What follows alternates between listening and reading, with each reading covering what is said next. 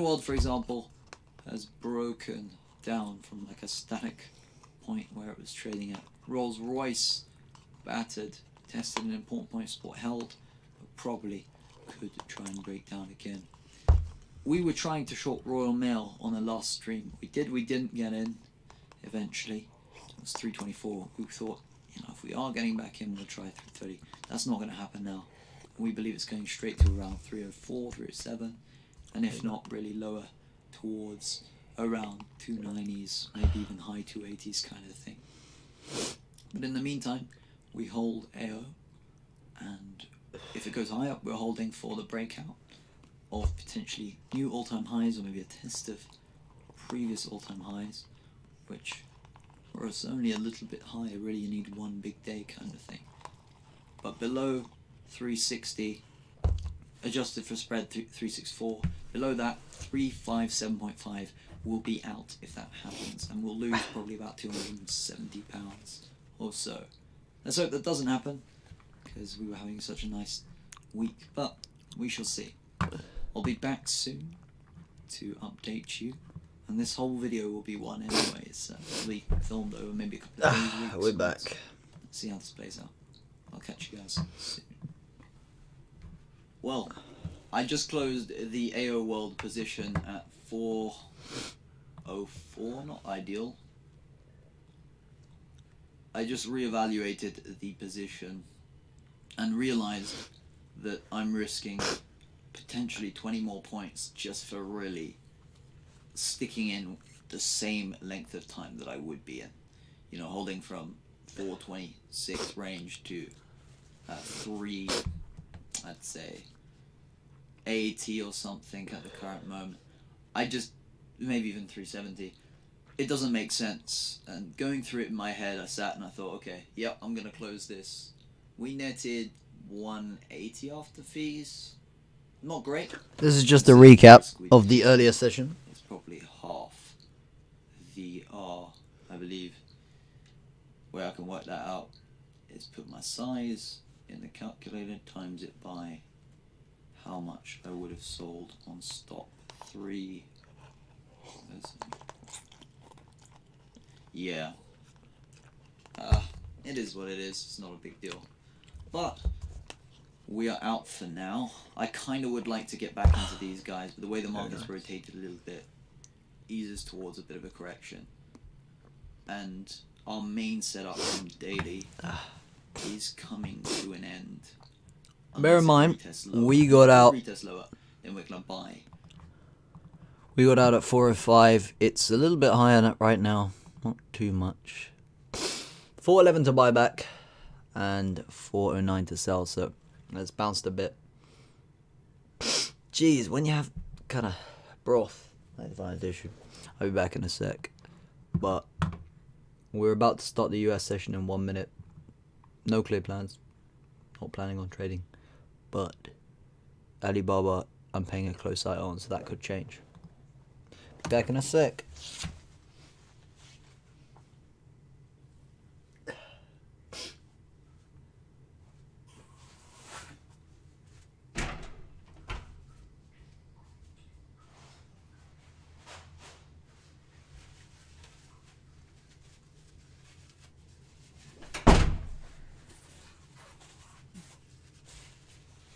Alrighty. So US session has just started. Key focus there on Alibaba here, and we've got S-Wave is another one we're kind of not too clear on, and obviously old ones on this list. Look at the way it's just going to dump off for the rest of the day.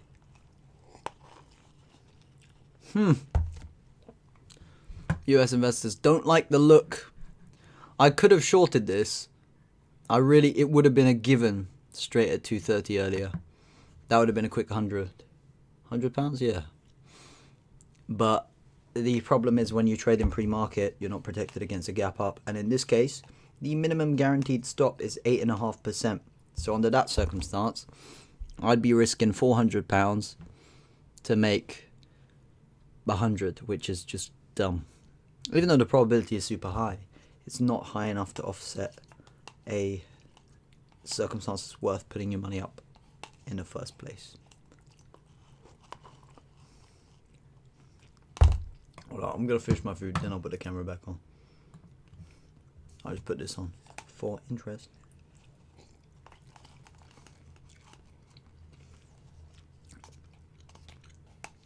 I've never had pot-like noodles that come with its own broth. Itsu do one. This is not an ad, but Itsu do one. And it's not that expensive. It's like 70 pence. 70 pence for a nice broth. Katsu flavour. And rice noodles come inside. So I didn't even need to make lunch. Crazy. And I'm very, very satisfied with it. Look at that. That turn means we're going lower. Maybe new lows. Jack Ma really is missing, apparently. I should probably change the title to Where is Jack Ma? How about that? That would be a great title. Chat real quick. Nonetheless, welcome everybody to another live stream. Alibaba's getting dumped. We're trying to build our case. Welcome to the 6 people tuning in. This is our 10K trading account series.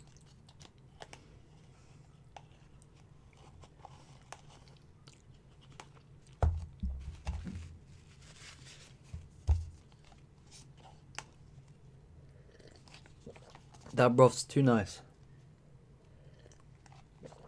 We really did mess up with AO earlier. I think I was 2 pennies off, which was a bit dumb. It's not a big deal. We basically gave up being back in, which to me is worth more than the difference between the price to sell and the price to buy. The right to be back in is anywhere as high as 430, if not to new highs. Shame, big shame. On the daily as well, anywhere above 407, it's still intact. It's trying. But it somehow is maintaining what I wanted it to, which is a shame that we're not in anymore. It could always get dumped and reverse, yeah. So we wait. Alibaba tries it. Is back into the dumps. What I'm going to do is I'm going to leave some of these running, and as more people come along, I will start talking about some new ideas I've been developing. But for now, we'll just leave this. Oh wait, why did I click that? Alright.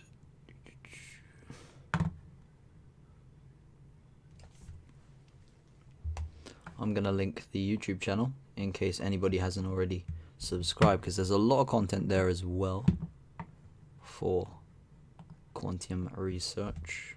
We make a lot of tutorials and all that stuff. Basically, how to trade 101.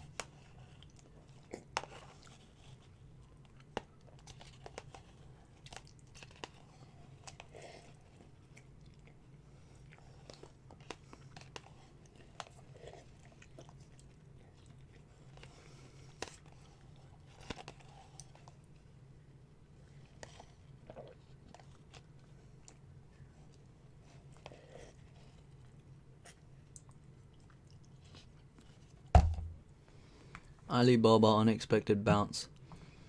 Probably retesting. Res at 229. That's a really weird open. That's a gap down, fill the gap, which is at 231. So if anything, it could go 231 then reverse. Is there enough liquidity? That's my question. Yeah.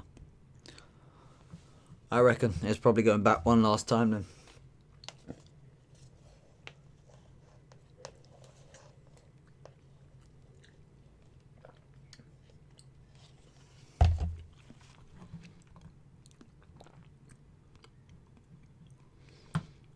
I need to update this list because it's really old, considering the other day I made a new list of new companies for the next 6 months.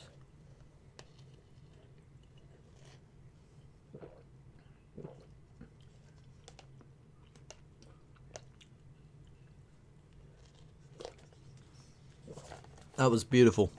That was truly nice. Let's get the camera back on. Welcome back to another episode of the Quantium Research live stream. I'm your host Ryan Kia, and we're really just reminiscing over this recent crash on Alibaba. We're also watching Rolls-Royce Gazelle.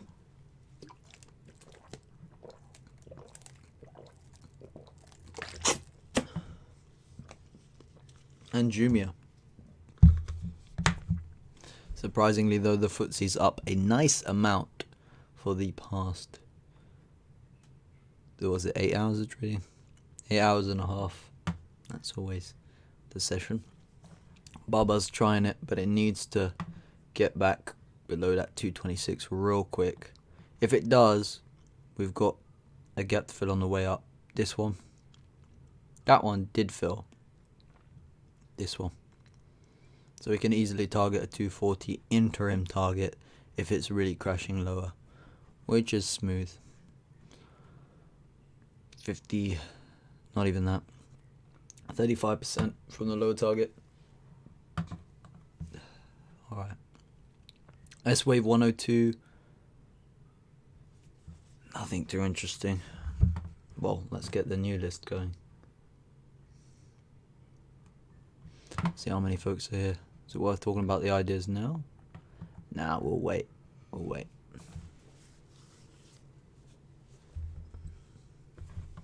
There's not any video playing in the back, right? Okay. This is going to get uploaded later tonight.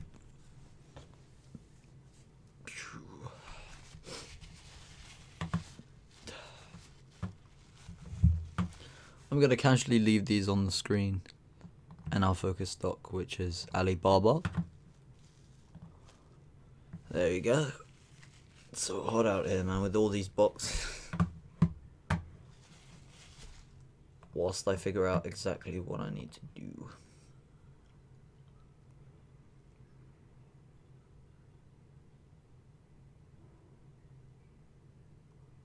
Better idea. Casual music in the background. That's what I want.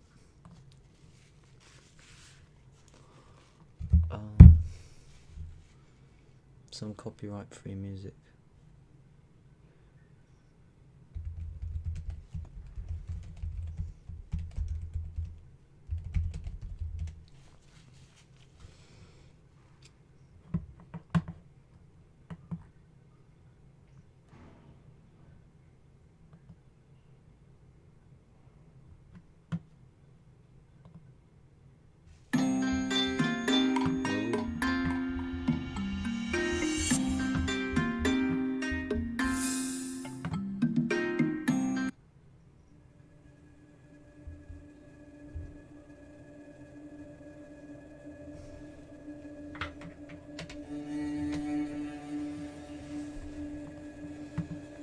Alright.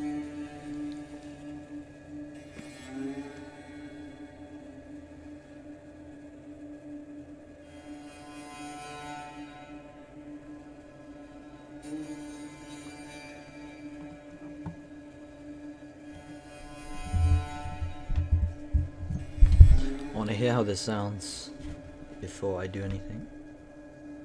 I want to hear how this sounds before I do anything. I want to hear how this sounds. So up to date as well.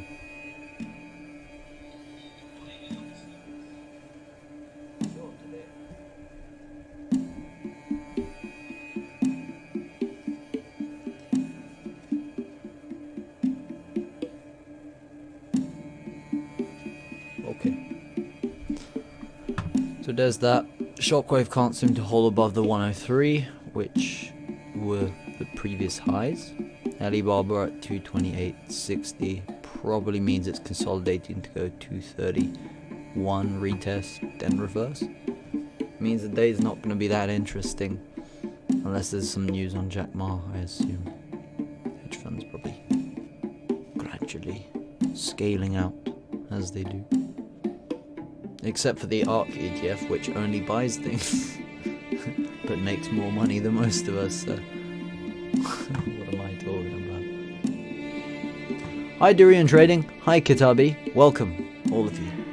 This is the 10k trading challenge. Right now, our account is at £10,760 and 52 pence.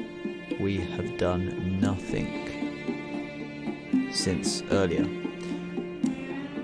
That's in about a month or so's trading. Nothing too serious, nothing too impressive, but 7.6% is good. But the issue is, it's been practically a straight line up. It's not normally like that. That's why we're taking things slow, not getting too ahead of ourselves. Playing this Middle Eastern copyright-free music in the background as well. Oh, what's that? Oh, that just says how many people are out. Oh, welcome. If you guys aren't already, make sure to subscribe to the Quantum Research YouTube, which has so many beautiful things like this. This is one of them I want to show you. Boom. Alright. Trading videos where we just make free videos talking about how to trade the charts with real world examples. And trading videos of me making money and sometimes losing money, which is the uncut summary of these streams. Sometimes we stream for hours on end. Longest one we've ever done was like 4 or 5 hours, but the longest of these videos that summarizes the stream with excerpts from the stream. Example, this one for the AO World trade. You can see in this one, I had a full-on beard, really long hair. What about that one? No, I had a haircut. And there are boxes behind me. See, A lot of boxes. share closed at 405. Hey, that's the progression of the trade. In probably this one's going to be a little bit longer. Yeah, longest ever, 12 minutes. But it was a trade that I've held for about 2.5 weeks, so it's not really a huge return. But we're documenting every single stage of this journey. If I blew it all, you'll see that. If suddenly it does really well, you'll see that. And this is 10k of my own money. So if I lose this, I've lost 10k. If I make money on this, obviously I have an incentive to pick quality ideas.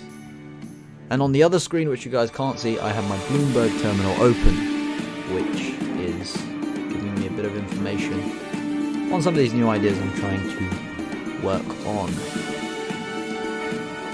Whether it's a trade, whether it's an investment, it depends. AO World, I wish we could hold that for investment, but I kinda didn't like the setup at 404. But I think I got tricked a little bit by the price action. So okay there, we banked some of that money on the bright side. Baba 229. That's positive intraday as far as I'm aware. Yeah, 245. Still, nobody knows where Jack Ma is. It's not like the shares care about that. The shares just want to trace this. 237. Look at that. Solar stocks, eh? Jinko Solar. It's all around the place. And solar ETFs generally have these guys as one of their largest holdings. I don't like that. Not at all. Once there's above, say, 10 people here, I'm go through some new ideas on ETFs and then start talking about the stocks so people don't miss out.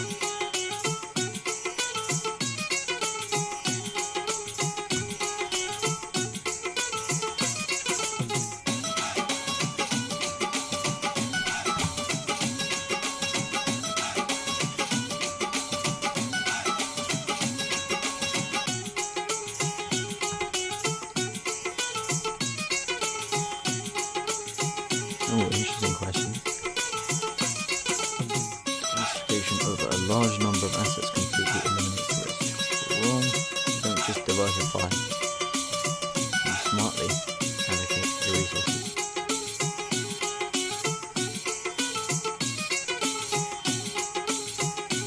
This is a banger, Loki. How can this be copyright free? I'm a copywriter.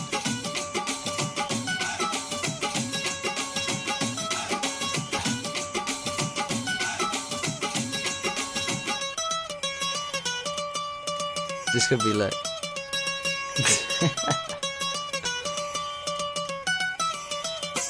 I really hope this is copyright. Isn't copyright, rather.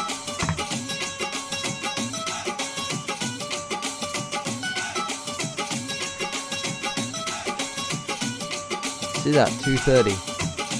It managed to be still down for the day, but up in terms of the open. This is such a clearly traded stock. See that, open, close, open, close. It almost always seems to go in that direction clearly.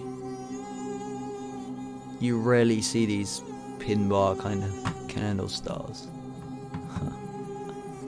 That's interesting. Doesn't mean much to an investor, but it's an interesting as observation.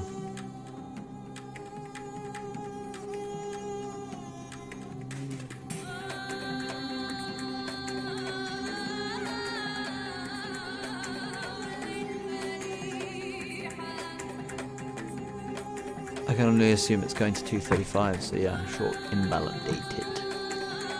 Not actually even long yet.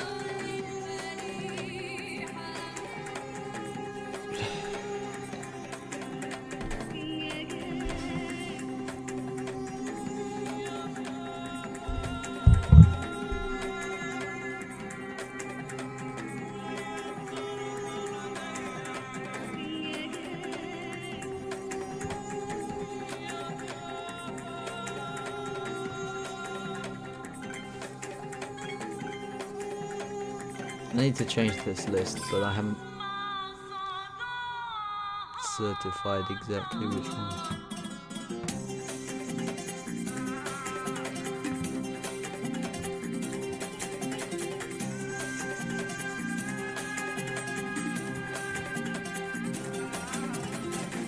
This block means nothing, but I've left it on to remind me of the last idea I had that could have worked out.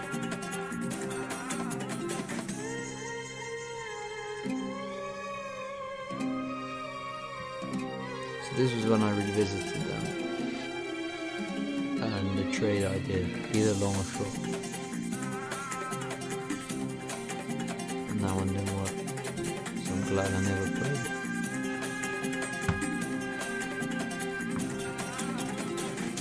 Wish I could put like a sound notification for chat. I'll do that. Yeah, any message in chat, I'll get a notification for that.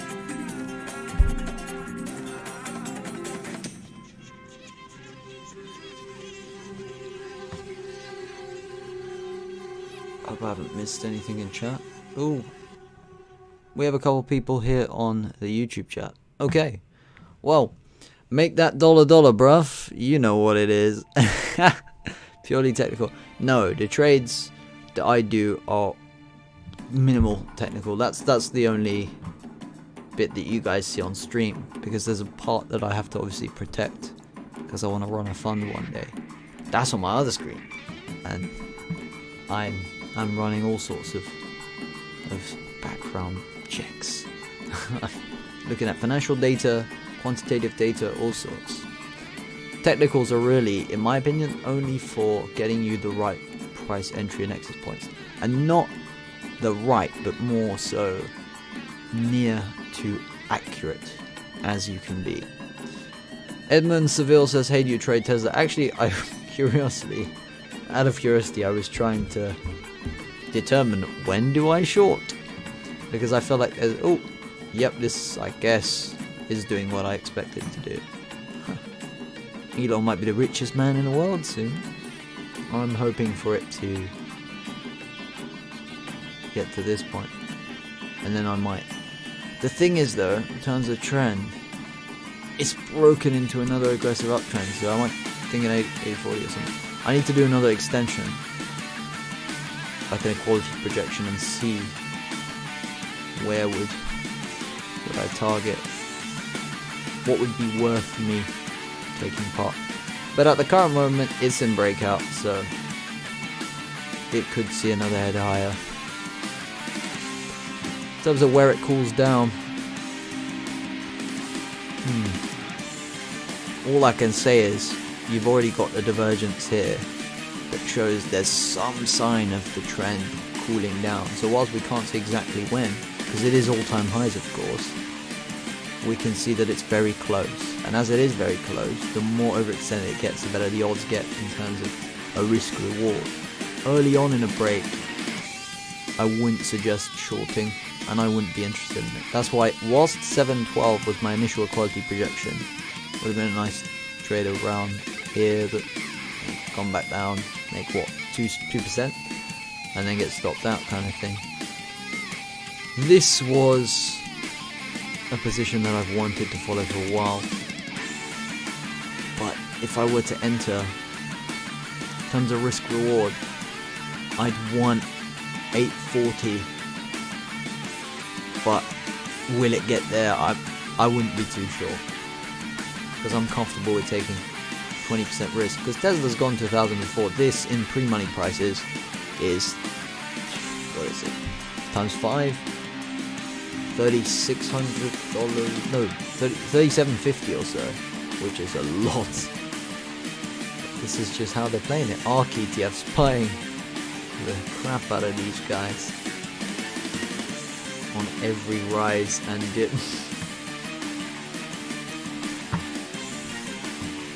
Edmund Seville says it's showing a strong buy gap. Yeah, hit the resistance zone. I mean, considering the fact that it broke. This is now an interim support point, 695 or so. Whilst I don't want to buy because I can't justify why it is at this point and why it will go higher beyond technicals. I can't make a trade just because of that.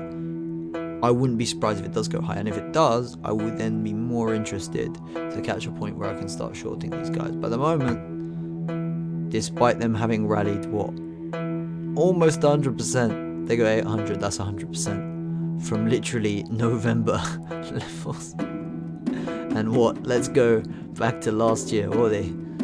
$40 when they crashed back in 2018, I remember. $40 times 5 is 200. Let's say about 180, so even less than $40 equivalent for the stock split to today's trading prices. Very, very impressive. A lot of people made a lot of money. I must say, I'm not bearish entirely, but I can't see myself buying. But I can't see myself shorting either.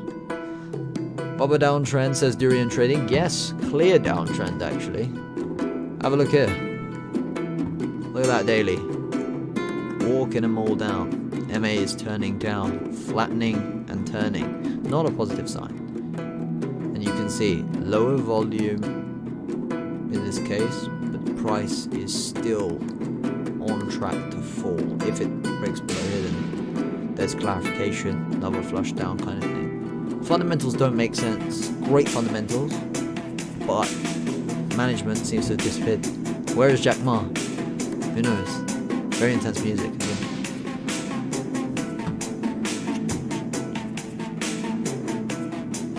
How many years have you been trading, sirs? As the cold-blooded trader. Myself? Well, despite this being a 10k trading challenge, which is irrespective of my own personal investments and portfolio, which I also manage regularly, I have been trading since 2013, July 2013, which was, I think, 7.5 years ago. Yeah. I assume it's approaching 8 years in a couple of months or so. But, roller coaster of experiences. I think when you get asked how you found trading or how have things been, you've had so many experiences, some positive, some super negative, to the point where you don't really know how to explain it. You wouldn't recommend it to anyone, but yet it is your dream, your hustle, your full-time hustle kind of thing. So I don't really know how to talk about it when people ask, what do you do? do you trade these companies? It's not like that. But the Cold-Blooded Trader, I'm assuming you trade yourself, considering your name is the Cold-Blooded Trader. How long have you been trading? And also, for anyone else who's in chat right now, I've got a question. This is open to anyone. What was your worst experience trading? Doesn't matter if it's mental, like a way where even though you made money, you were like, I should have held, why did I do this, all that. Or you just completely blew up. Because I'll tell you guys my worst experience, and it involves sandwiches for some reason. I was eating a sandwich. That's always how things either go super well for me or super, super poorly. That is very upsetting. We closed this trade right at the bottom of the day. I deserve the dunce hat. I'm just going to pull out my Bloomberg terminal, because that is what I need right now.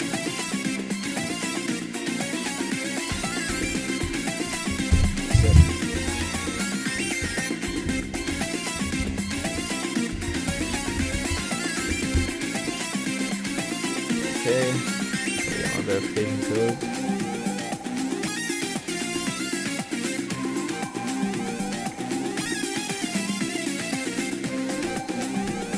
There we go. I was about to say it for a sec.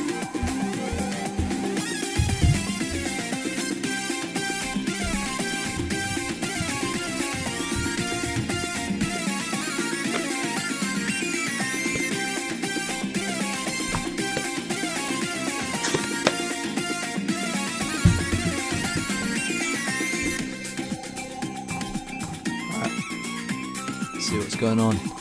Tesla up from 50 MA. Is that an exponential moving average or a simple moving average? Which one are you talking about?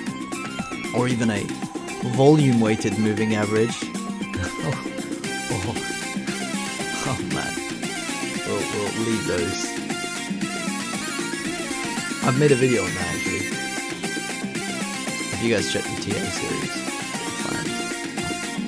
I'm going to include the link to our YouTube stream as well. Just for those folks that maybe don't like trading the better, or for those vice versa kind of like the other one, if we switch over. We're streaming on both. He bumped up his stock momentum announcing Bitcoin. Elon Musk? I don't know.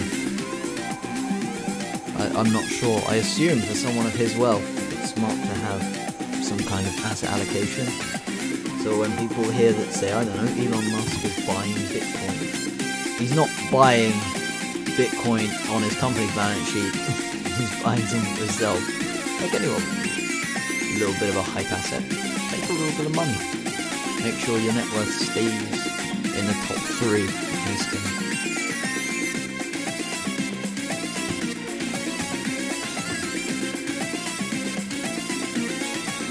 Ibrahim N says, worst trading was 2 years ago when I started.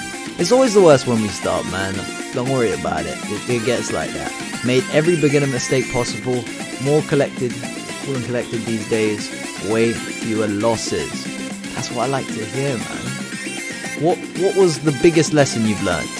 Because for me, the biggest lesson was... It's coming from a quote that Pitbull said actually a couple of days ago, ironically. So if you chase money, it runs. But if you're making money, it's different. Now think about that. If you chase a trade, you're going to lose. Whether you've made 100% on that in the first place, but then you get addicted to that one stock. You're trading long short of that to the point where you blow your entire account. That doesn't mean, yes, you doubled in the first place, you're a good trader.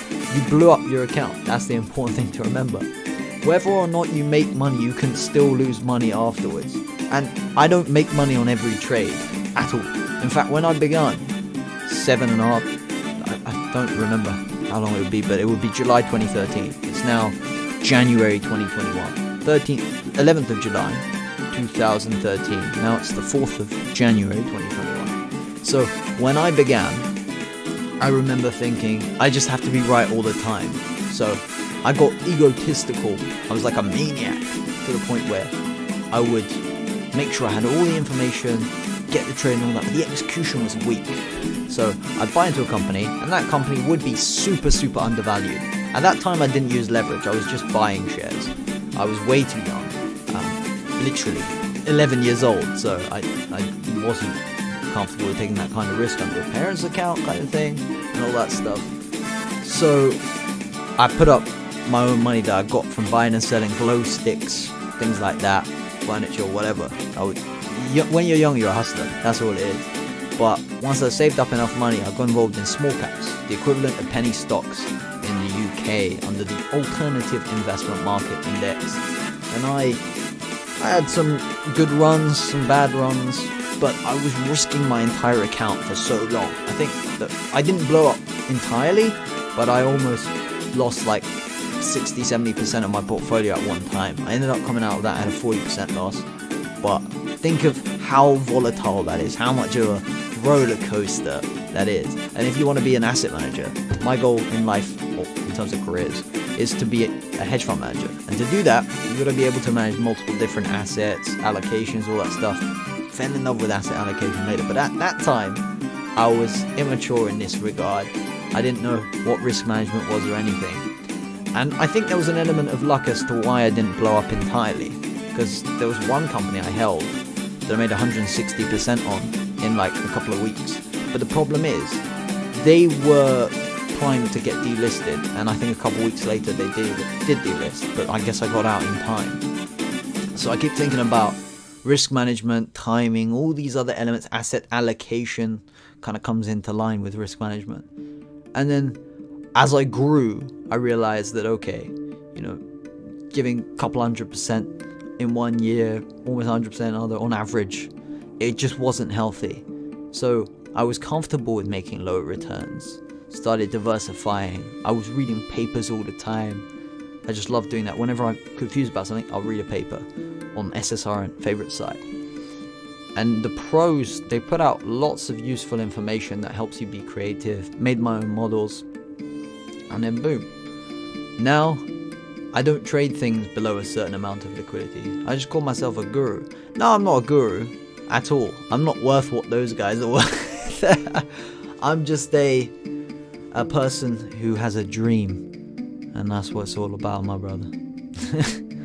We gotta do a thing. I think I made sure that when I'm doing live trades, I'm trading companies with certain liquidity requirements that makes no chance that if I'm buying something and, for example, someone else, don't copy me, but if someone did for some reason, then it wouldn't affect the price or that. Because I'm trying to show that you can make money trading with skill, but you also lose money at times. What gurus do is they post times of, I make every single trade. Well, that's absolute nonsense.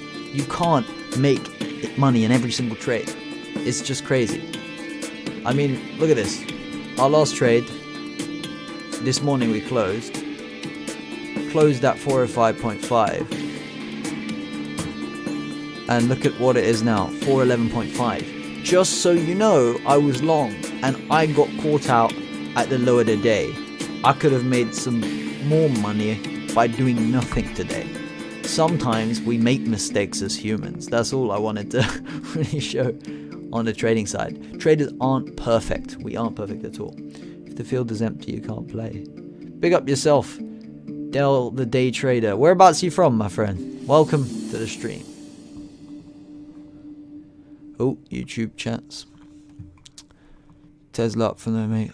Tips open a position. You not make trend line. I don't use the same trend lines or whatever, technical indicators all the time. I use the same, but I changed the inputs. The reason why is because make a simple spreadsheet and look at that and realize how... Oh, you're Persian. I'm Persian too. But nice to meet you. Khasta naboshid. I think that means don't be tired. But it's like a nice thing, obviously. But I'm based in London. Imagine if we had Amazon in Persian. Salam Dadash. Nice to see you. I'm absolutely fine, thank you. I hope you're doing alright, Del. I mean, my best advice, if I could put it to that, is check out the Quantium Research YouTube channel, yeah? Because we put a lot of free videos that teach how to use these technical indicators, how to spot patterns. Look at that, with real life examples. And in case you're worried who gets to walk you through that, it's me. Click on this one, for example. These are new videos, been out for like 2-3 weeks. Wow, Persians, I'm based in Melbourne. Yo, Isaac, big up. Melbourne, Australia. Damn, we're from all around the world. This is crazy. Yo, this is what I'm talking about. I've got free videos out there on YouTube. If it will probably waste time if I just walk through stuff that's in here, but I would suggest looking through it. I'm gonna send a link to the YouTube channel. It doesn't matter if you subscribe or not, that's up to you, but check out the YouTube channel. And if you're watching on the YouTube stream, I would suggest checking out the videos if you get the chance, because these are bits where I feel like every trader should know these formations, because whether or not you believe technical analysis is something that influences share prices, it does, because there are algorithms built around these things. If, for example, MAs are turning down, all that stuff, and you gotta follow the trend, and also your own system. Personal Ali, shout out to another pro user, says I'm from NL, also Persian PTW. Oh, okay, perfect. I will lower the music, sorry, I was trialing it.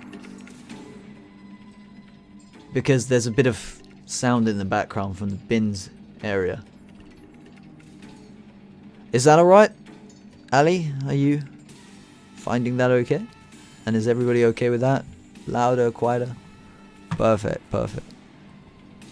Yeah, Durian, I would say drawing trend lines isn't even too complicated. You're simply connecting lows for a given period, connecting highs, assuming that that's the pattern. Otherwise, it's a bit difficult. Ibrahim N says, what didn't work for me in the beginning was strictly following trends without knowing the company investing in. That is so unreal, bro. That is something I learned only a couple of years ago. I mean, technicals are important, yeah, for timing, but if you run a simple model, you'll realize that it doesn't matter what happens, right? This company, you can see the trend is a clear breakout. I don't need to draw much. Ignore these other lines because these are just for old trades that have extended. Cheers, Del and Ali. Glad it's better for you guys. What I would say is, look, this company had just extended on it being loss-making. Look at it here. This day is when they actually announced this earnings report that they were making a profit for the first time in about 4 or 5 years. And their shares went from 437.5 to literally 330 or so. And that, what are we talking? 20-30% decrease? But they did 100% increase on nothing. There was no financial change that was public. No fundamental bit of news that suggested these guys were up 100% for any reason. There was nothing that kind of clarified that. And when this financial info came out, they made more profit than you expect. You didn't expect them to make a profit. AO World wasn't making money for any half year. So how were they just all of a sudden making money? Shares start falling. Why? Because sometimes there is a lack of correlation between what's going on. TA, if the chart is a little bit overbought and signals are showing for a little bit of a retracement, sometimes regardless of the news, the shares sell off. And then people say it's sell on news. They pick one small issue in that news detail and they say this is why the shares are down. If it's a perfect news report, but it's one thing, one element of a 10 segment wide business is lacking a little bit, they'll say that's why. So the fundamental situation actually isn't bad, but the technical situation is, hence why the shares fell. But sometimes you will have a situation where, opposite to this, the fundamental situation is great. Actually, no, we need to opposite that. Technical situation's great, but the business is struggling, like a retail business, for example. So I can pull up a great example of this, Card Factory. I remember... Can you not see my screen?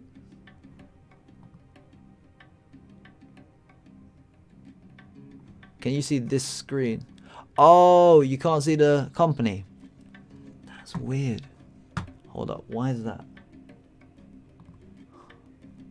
Oh, well, it's called Card Factory. I think this was the way I could get the best resolution, but don't worry about that. The company's called Card Factory. C-A-R-D Factory. Trying to send you a link of the tweet I just made about you just now. Oh, you made a tweet about me. That's very kind. Appreciate you. Look at this, though. Okay. So. Clear one. Okay. Technicals right now for Card Factory are suggesting a breakout. And the company was making a decent amount of money. No, it's not an issue on your side. I think I did this for resolution. Because my monitor's actually much larger than how much I can record. But the other one on my left I just use for Bloomberg terminal access. So like, when I'm talking about some companies, there are some bits of research that I'm pulling up and talking about. But it's not on my screen. But anyways, the example is with Card Factory. You can see it's broken up above this important point here.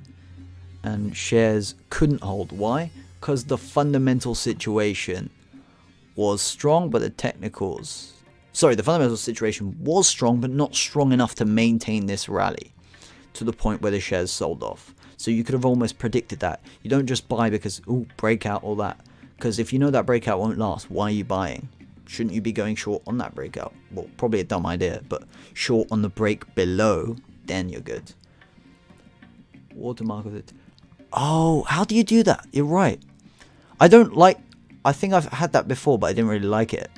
Just because it gets in the way of things. But we'll do that. One sec. Does anyone know how to do that again? Okay. Okay, is that good for you guys? I'll take that out when I normally do it, but it does help for what we're looking at. Yeah, so this is Card. It's a UK-based retailer. They literally sell cards. Also, Personal Ali asked,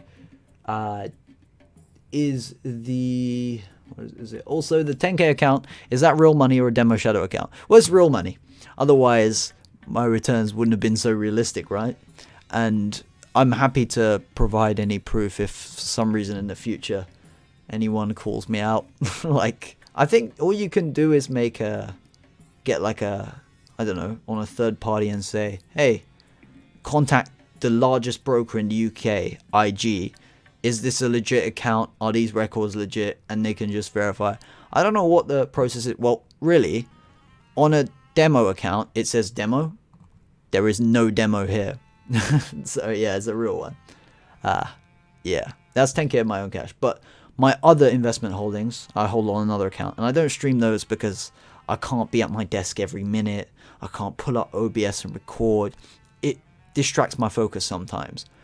So the performance isn't as great as it always could be. But I want to just show that with 10k, what can we do over 2-3 years. So here are the videos on YouTube. So we've made money on, I think that was the first one we put out. Made money, lost money, made money, made money. We've had a good streak. But normally I don't trade this well. Like, obviously, I trade to make myself income. That's not a problem. You know, I make money. I'm not afraid of saying that. There's no issue in saying that. I don't think one should hide that fact.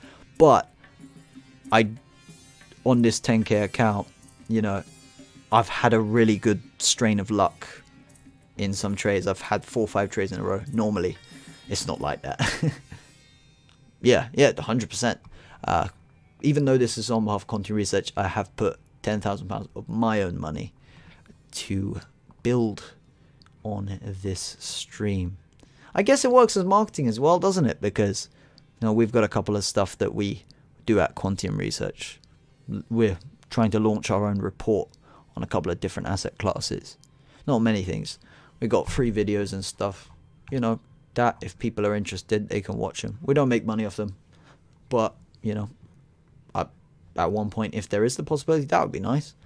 But nonetheless, I always get asked these questions about, you know, how do you trade with this? How do you trade with that? So I've just made the videos. How do you look at management, debt, cash flow statements, balance sheets, real life examples. That's all it is. But yeah. So for the 10K account right now, let me pull it up real quick.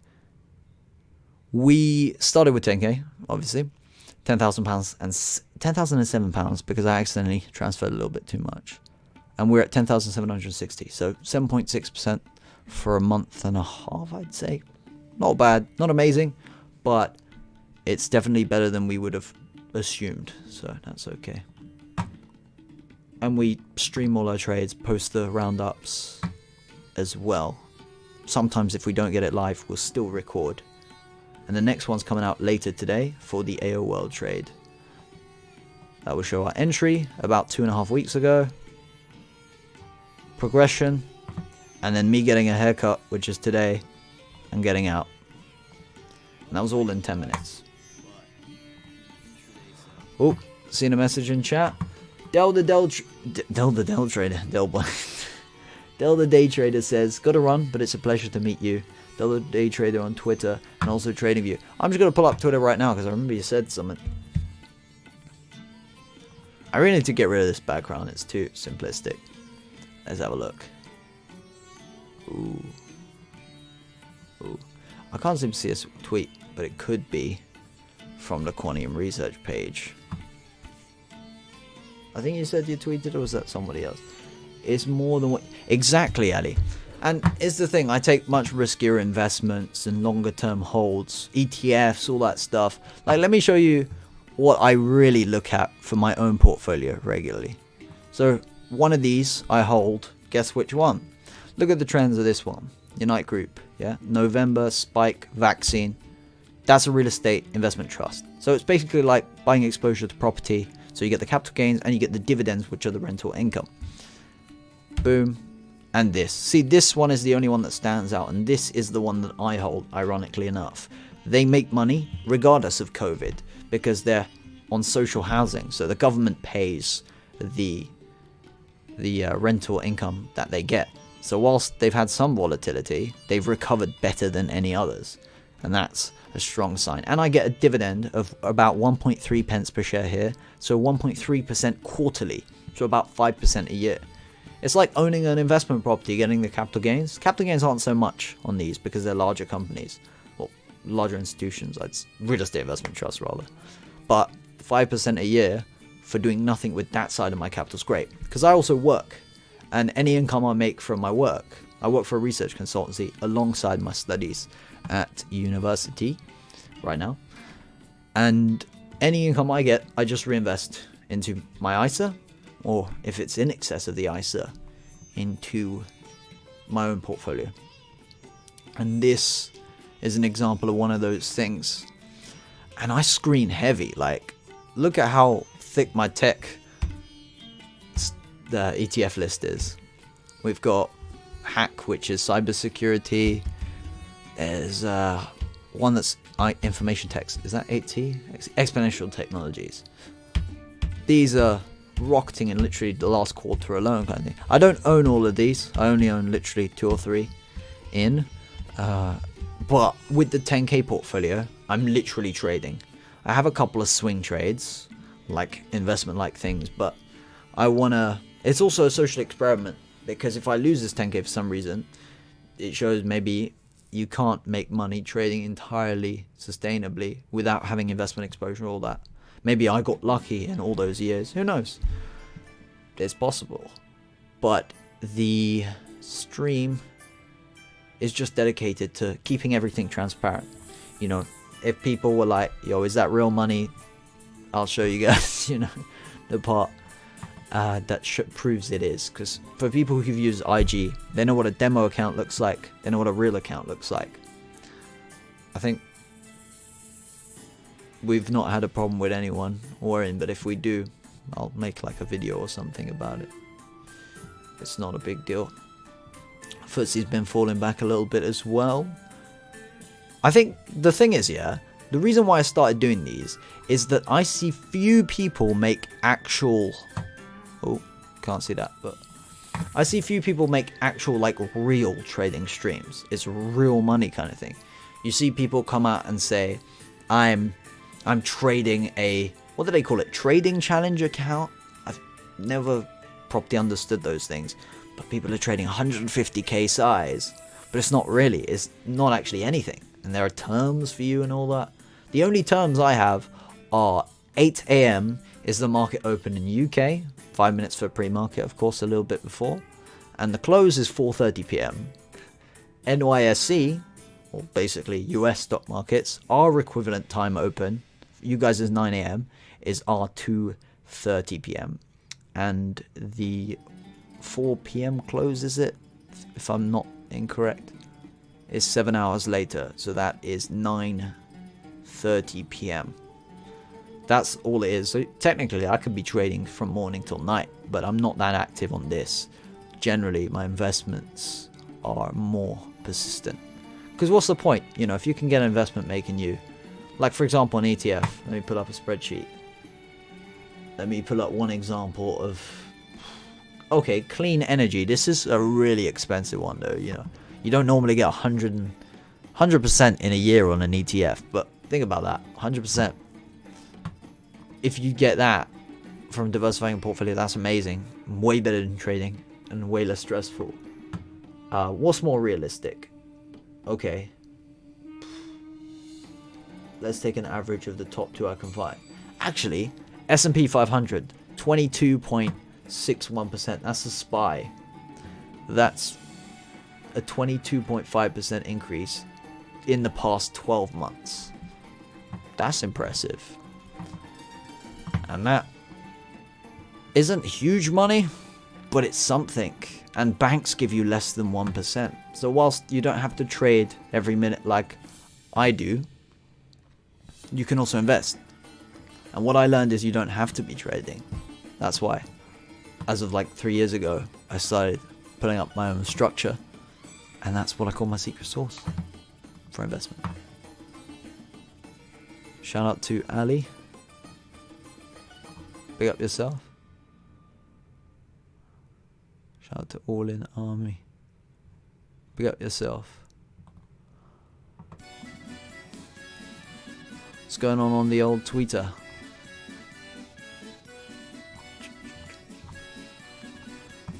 I guess there's a lot of folks around here. Welcome to everybody tuning in again. And everyone on the YouTube stream. Can't seem to see that message.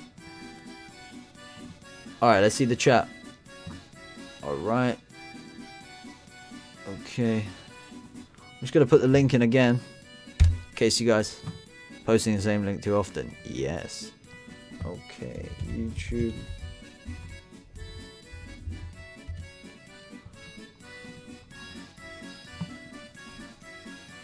Okay, that doesn't allow us.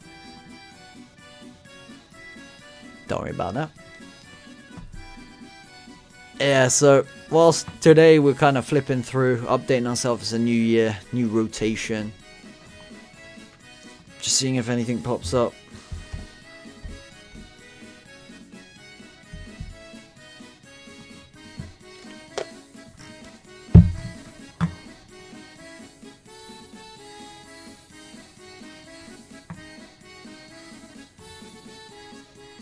Shout out to Blitz8929 for the follow.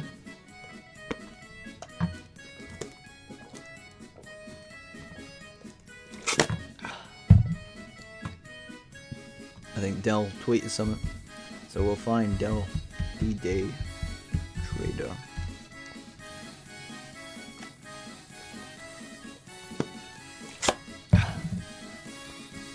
Nice little setup there.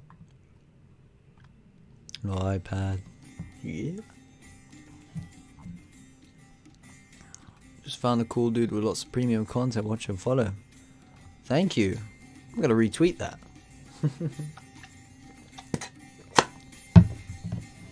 Thanks, bro.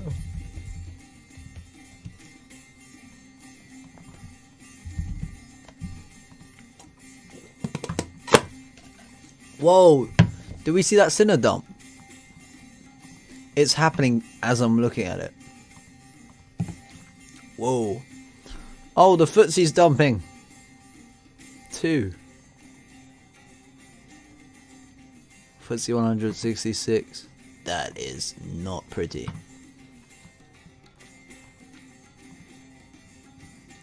Oh.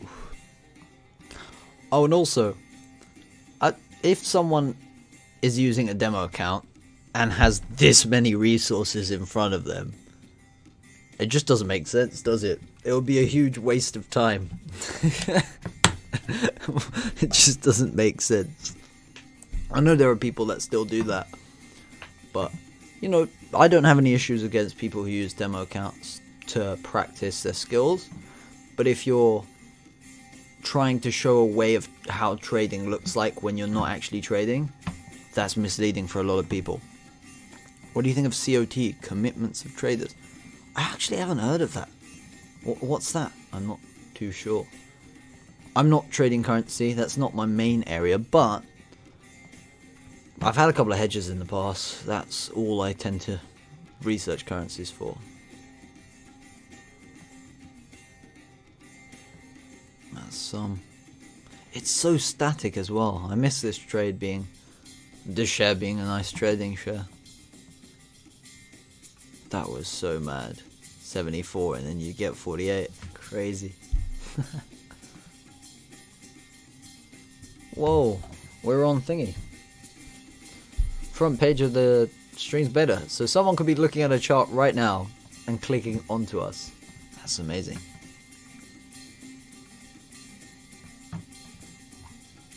No wonder 24 people here, that's quite cool. Oh, a lot of dislikes. Well, I'll join you guys.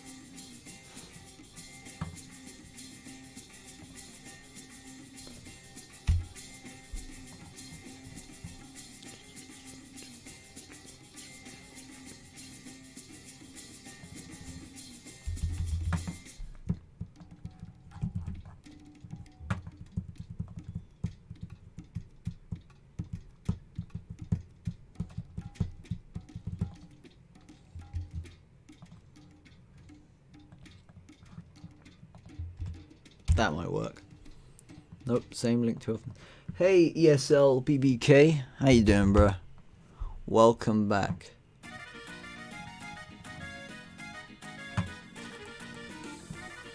How's your day going? Also, whilst everybody's here, comment what country in the world, what country and what city you're in right now, in the world right now. That's what I want to hear. I'll start off London, England. That's where I'm at. Well, country's obviously England. Cities, London. England, London. Doesn't sound as nice though. We're not trading anything at the moment. Why am I going here? We're just flipping through new ideas. Whoa, that one hurts, man.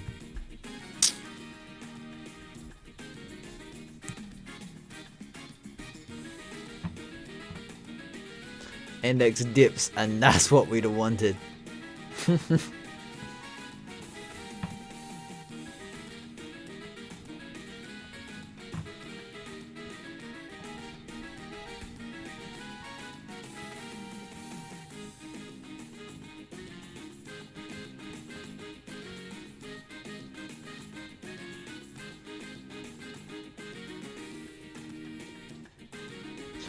Wait to divert our focus.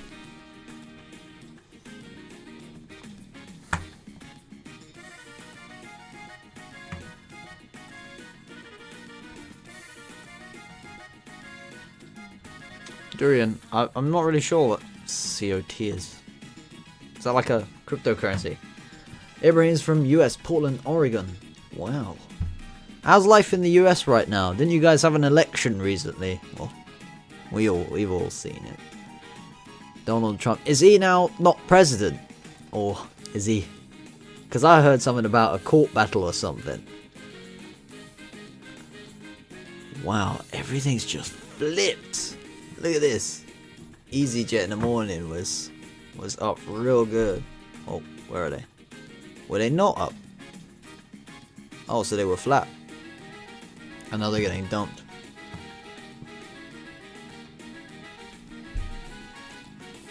I should have got that.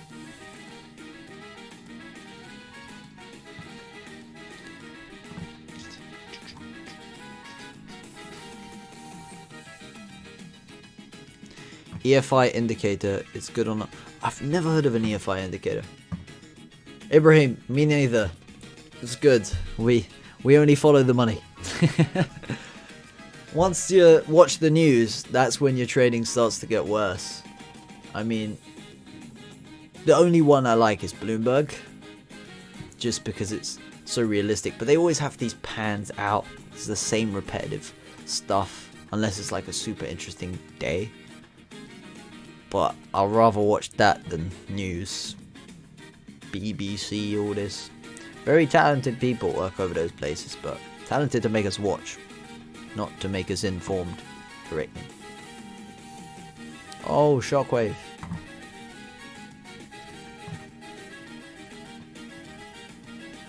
That one's on the brink of a breakout. If anything, I want to be going long. Is that high? Yeah, it's actually healthy. What's going on with these guys? They just follow trade rate. Yeah, really the same here, man. I respect that. I respect that.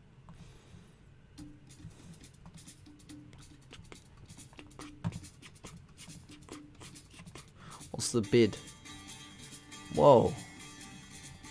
Is this that illiquid? $1 spread. We got to stop at 101.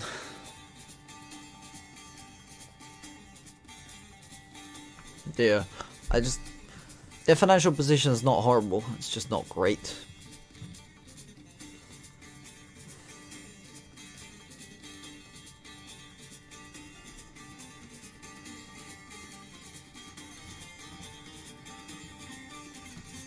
Try to post this tweet in your chat, but TV didn't let me. Delighted to make your acquaintance. Thank you, and likewise. Respect. I check my phone. We're probably going to be about for 10-15 minutes. Just because I've got to get rid of these boxes real quick.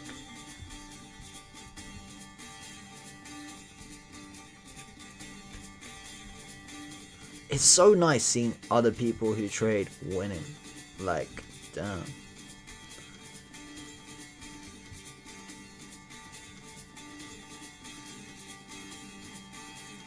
Real nice.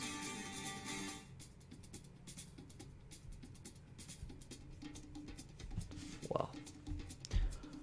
It's not nice seeing something you got out of Rise that you actually like. S-Wave, is that on Ask? I'm seeing something different. Have I not subscribed to this market? Because I've got live prices for... I bought the ones for LSCIN and NYSE. Is CBOE not covered? Maybe not. That footsie dump. That is not nice. But it's great for these guys. Don't you hate it?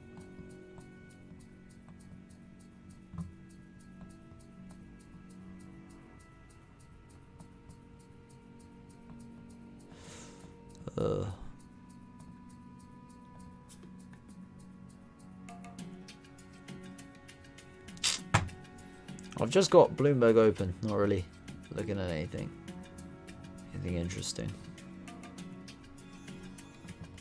Alright. What do you see percent in chart change or percentage change?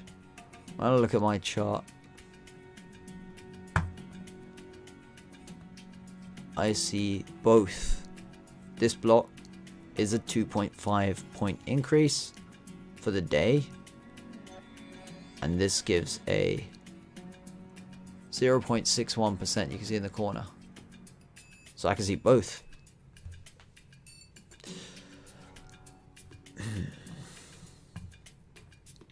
Whoa, Rolls-Royce has gotten dumped as well. I don't know why I missed that. Only an hour left. There's an easy 7 points there.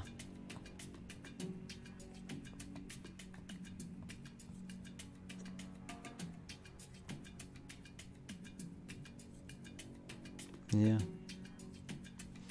I need to cool off for probably 1 or 2 days and do no trades, because otherwise I think I'm going to make decisions based off the chase.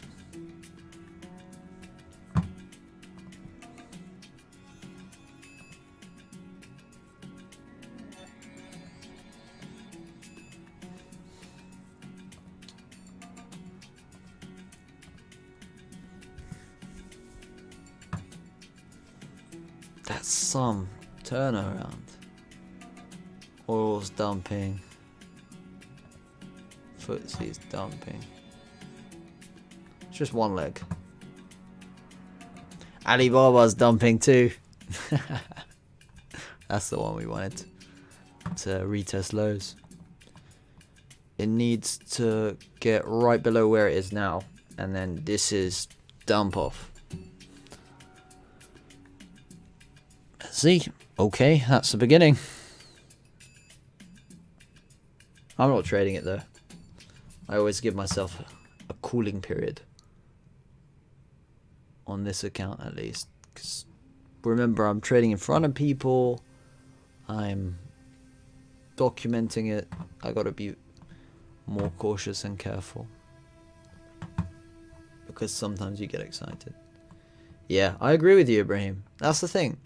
Like, I closed this AO trade because a little 10% correction on a stock that's done 300%, something like that, in a short period of time is possible. And that doesn't invalidate my trade setup, but it invalidates all my profit. So that's a bit dumb, isn't it? So I closed at 405.5, but look at it, it's 412 on bid. Very shameful, because I could have got out in the morning at 4:30, so I got 7% lower than highs, or 6 if we just account for spread. Not the greatest at all, but hey.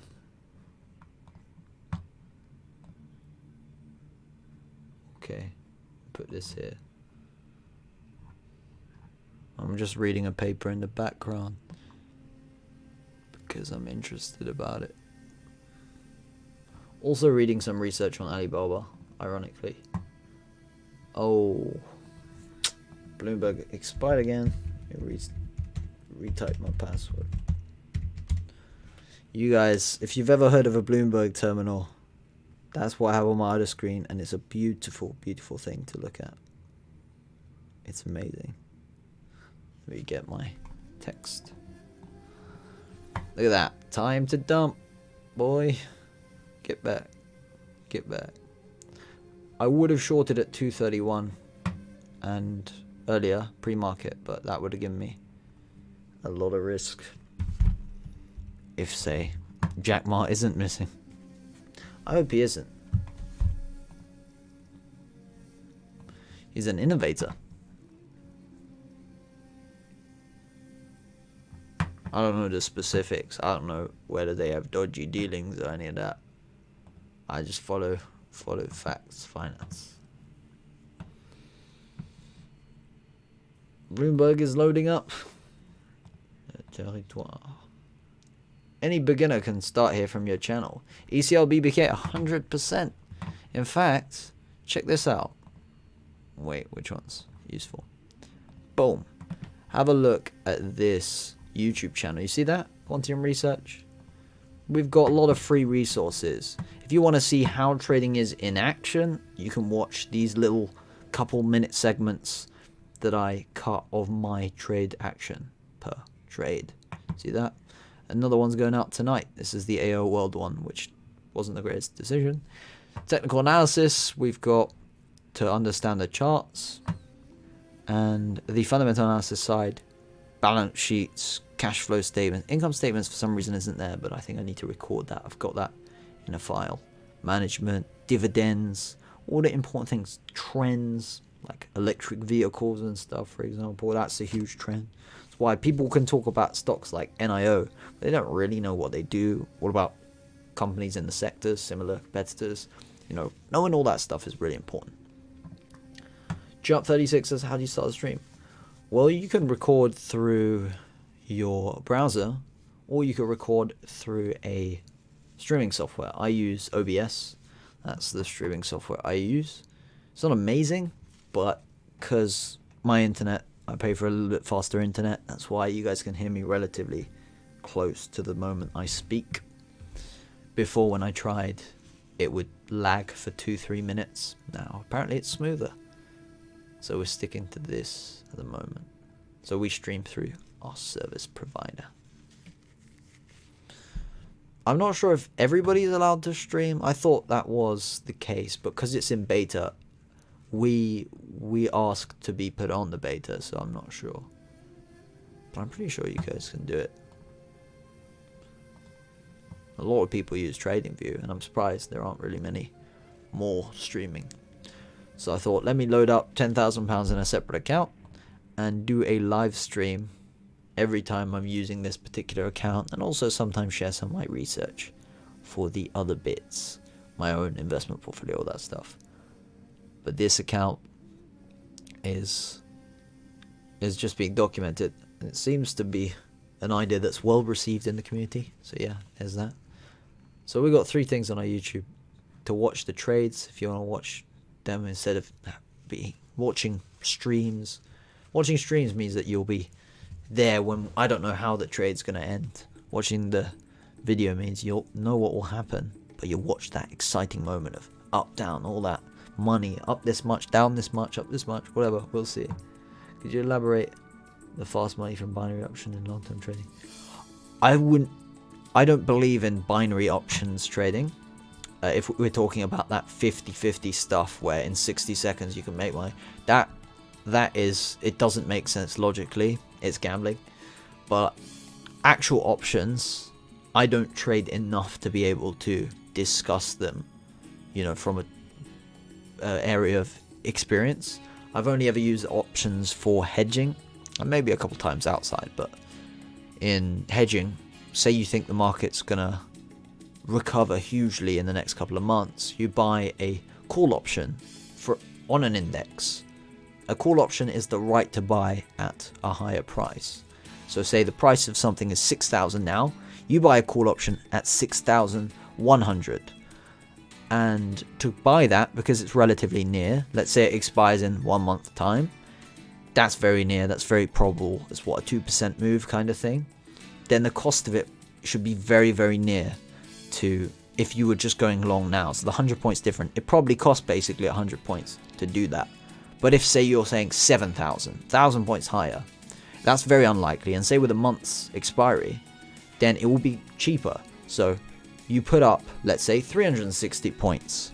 So if that happens, you triple your money. No, sorry.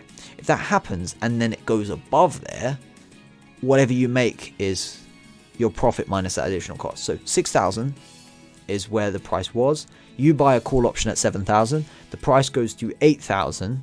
Yeah. Because you've got that call option within that expiry time frame, then you've tripled your money essentially. But the problem is, how likely is that for an index to go from 6,000 to 8,000 in a month's time? Very unlikely. Even the other way around, 8,000 to 6,000. So actual options are a way where you don't have to put all the money up. You put a premium. You either lose that premium, you either get a little bit back from that premium, make a little bit on that premium. It depends when you decide to close it. You can exercise those premiums, all sorts. But it's not easy money. On stocks in the US, that's what they tend to use, options more, because the type of product I'm using in the UK, a CFD, is banned in the US, in most states in the US. Correct me if I'm wrong, anyone who's based in the US. So you're unable to, say, go long short as I could, but instead you'll use these platform providers, interactive brokers, all sorts, and you will try and play the options game as if, you know, I was doing it, but not the options side. I do the CFD side and physical shares, and also spread bets.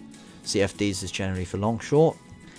The general portfolio, normal ISA or an investment account, just a shares account, no tax transparency kind of side, that is generally for long-term investments, ETFs, etc. And a spread bet is for index plays to get the right points kind of thing. You know, you think there's going to be a huge 35-point move, guaranteed, or high probability, whatever, then you'll go long at a certain amount per point. But that's a little bit riskier because you're risking a lot more money. All you need is one tail event, one thing to go super, super bad, and then you've lost a lot of money. So CFDs are normally an easier option. Generally, when people are investing, they make more money. What broker do I use? I don't want to say their name because we were supposed to have a partnership and we haven't heard anything back for a while. But it's the largest broker in the UK, so it's the reason why I used it for the stream isn't because I like it necessarily. I mean, it's a nice looking platform. Execution's never that great, but it is the most reliable one. If someone saw this name in the UK, they'd be like, okay. And if they see, you know, this account, they'll know it's a legit account. That's all it is. Otherwise, like, you know, I'd use a place like CMCX, or I say that ticker symbol, CMC Markets, or I wouldn't use Plus 500. CMC Markets maybe. And I think if my portfolio was a little bit larger, I would open an IB account, Interactive Brokers, in US dollar terms, but I'm not really a fan of holding cash in dollars at the moment. Your suggested but trusted brokers and how much money can be invested at minimum to max. Well, every broker, it depends what country you're in, because in the UK we have something called the FSCS. It's called the Financial Services Compensation Scheme. So if that broker goes bust for some reason and your cash is in there, your deposits are secured kind of thing. I don't know if that requires all of them, but sometimes it does. And if it does, then you should be comfortable putting a certain amount of money in Thailand. I wouldn't know. Honestly, I've never researched into Thailand's brokerage stuff, but I'd ask around at people you know who are reliable doing that stuff, and try and look for a trend of a name being mentioned, and then research into that too. Shout out to Ibrahim N for giving us a follow, GJI Candle, Alma's TP as well. Appreciate you all. Oh, 40 minutes till close, and that was not what we wanted. Beautiful song though. Those are dumping. Carnival, EasyJet, Cineworld, Tullow, even Jumia. That's a mad one. FXCM, I've heard of them. I think for like Forex and stuff, but I don't know much about them beyond that.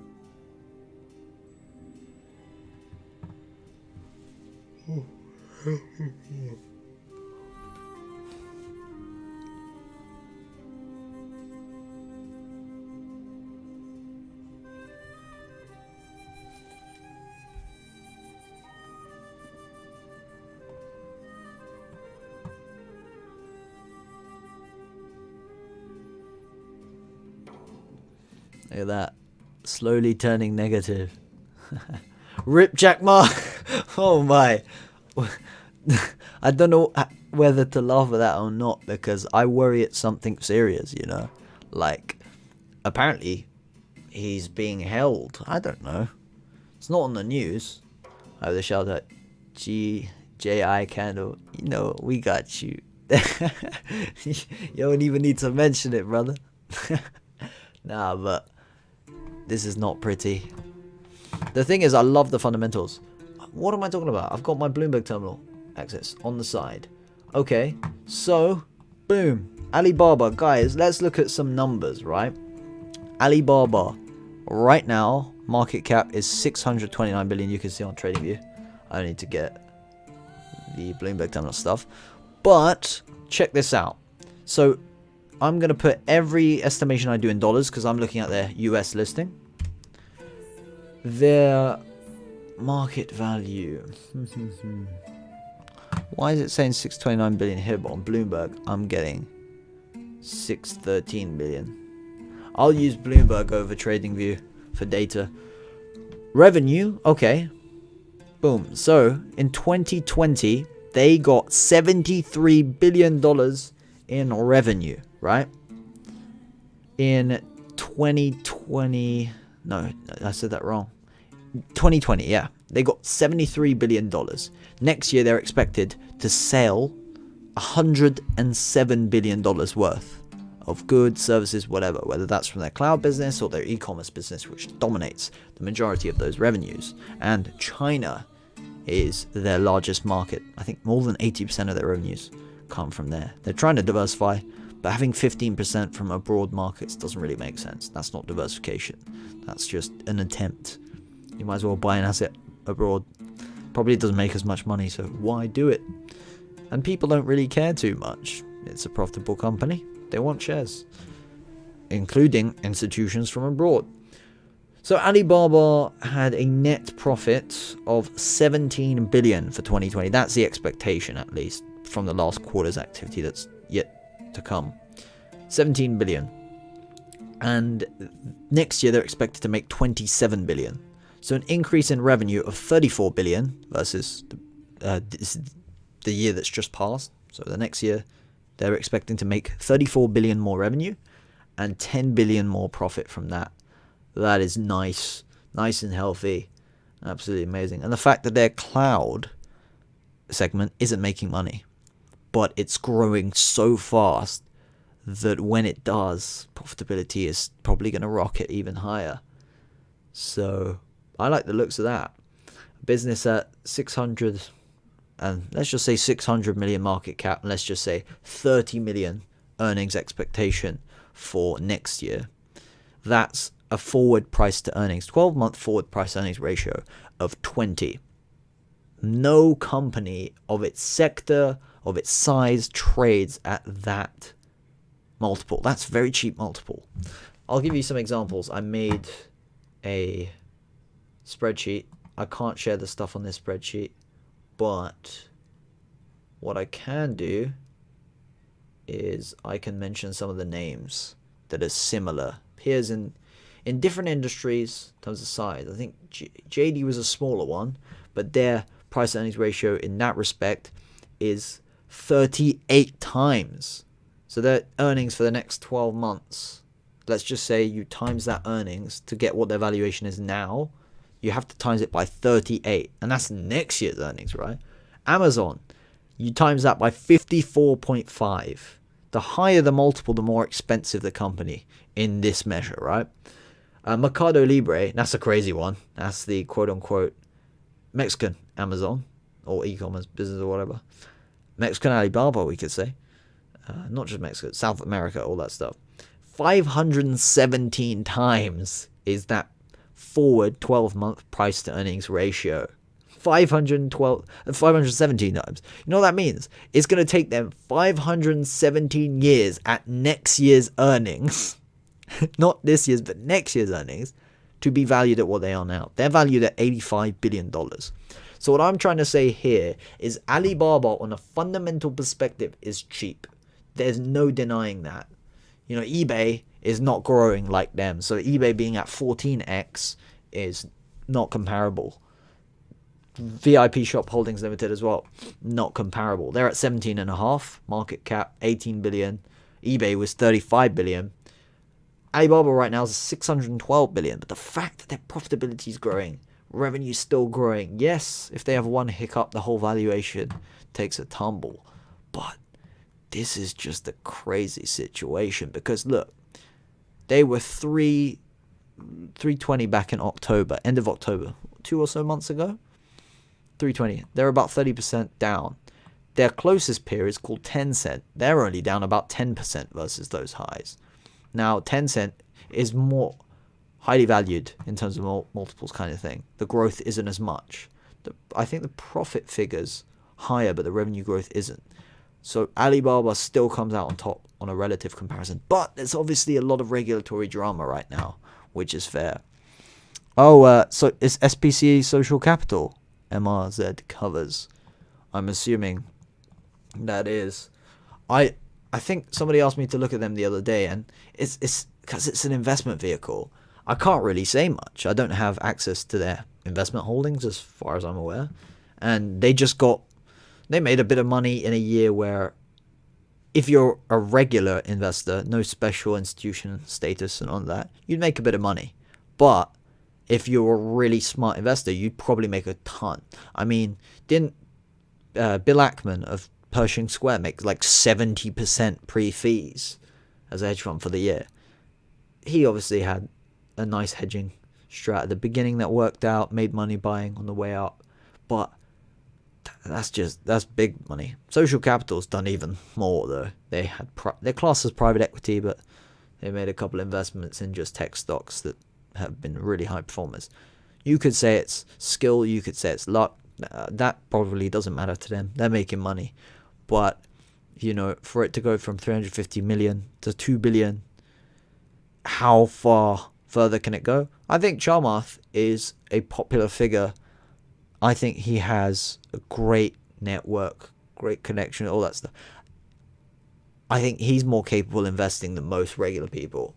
In fact, than most professional people.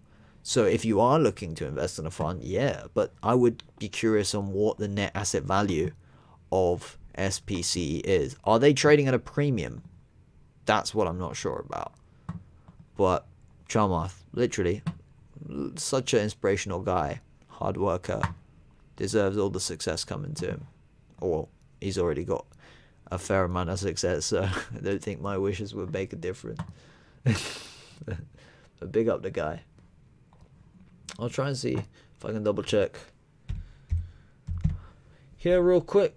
Oh no, SPC isn't Social Capital. What am I talking about? It's Virgin Galactic. Okay, alright, we'll look at these guys now then. Well, for anyone who asks about Social Capital, that's what I think. So, in terms of... why have I got 10 cent on the terminal? SPCE. This one's an interesting one, actually, because the business model is hyped up, right? Selling all these flights to space and all that. They're obviously not making money because that isn't happening right now. I mean, revenue in 2018 was 2.8 million. I bet you that was from fundraising or bank interest or something like that. And then for 2019, 3.8 million.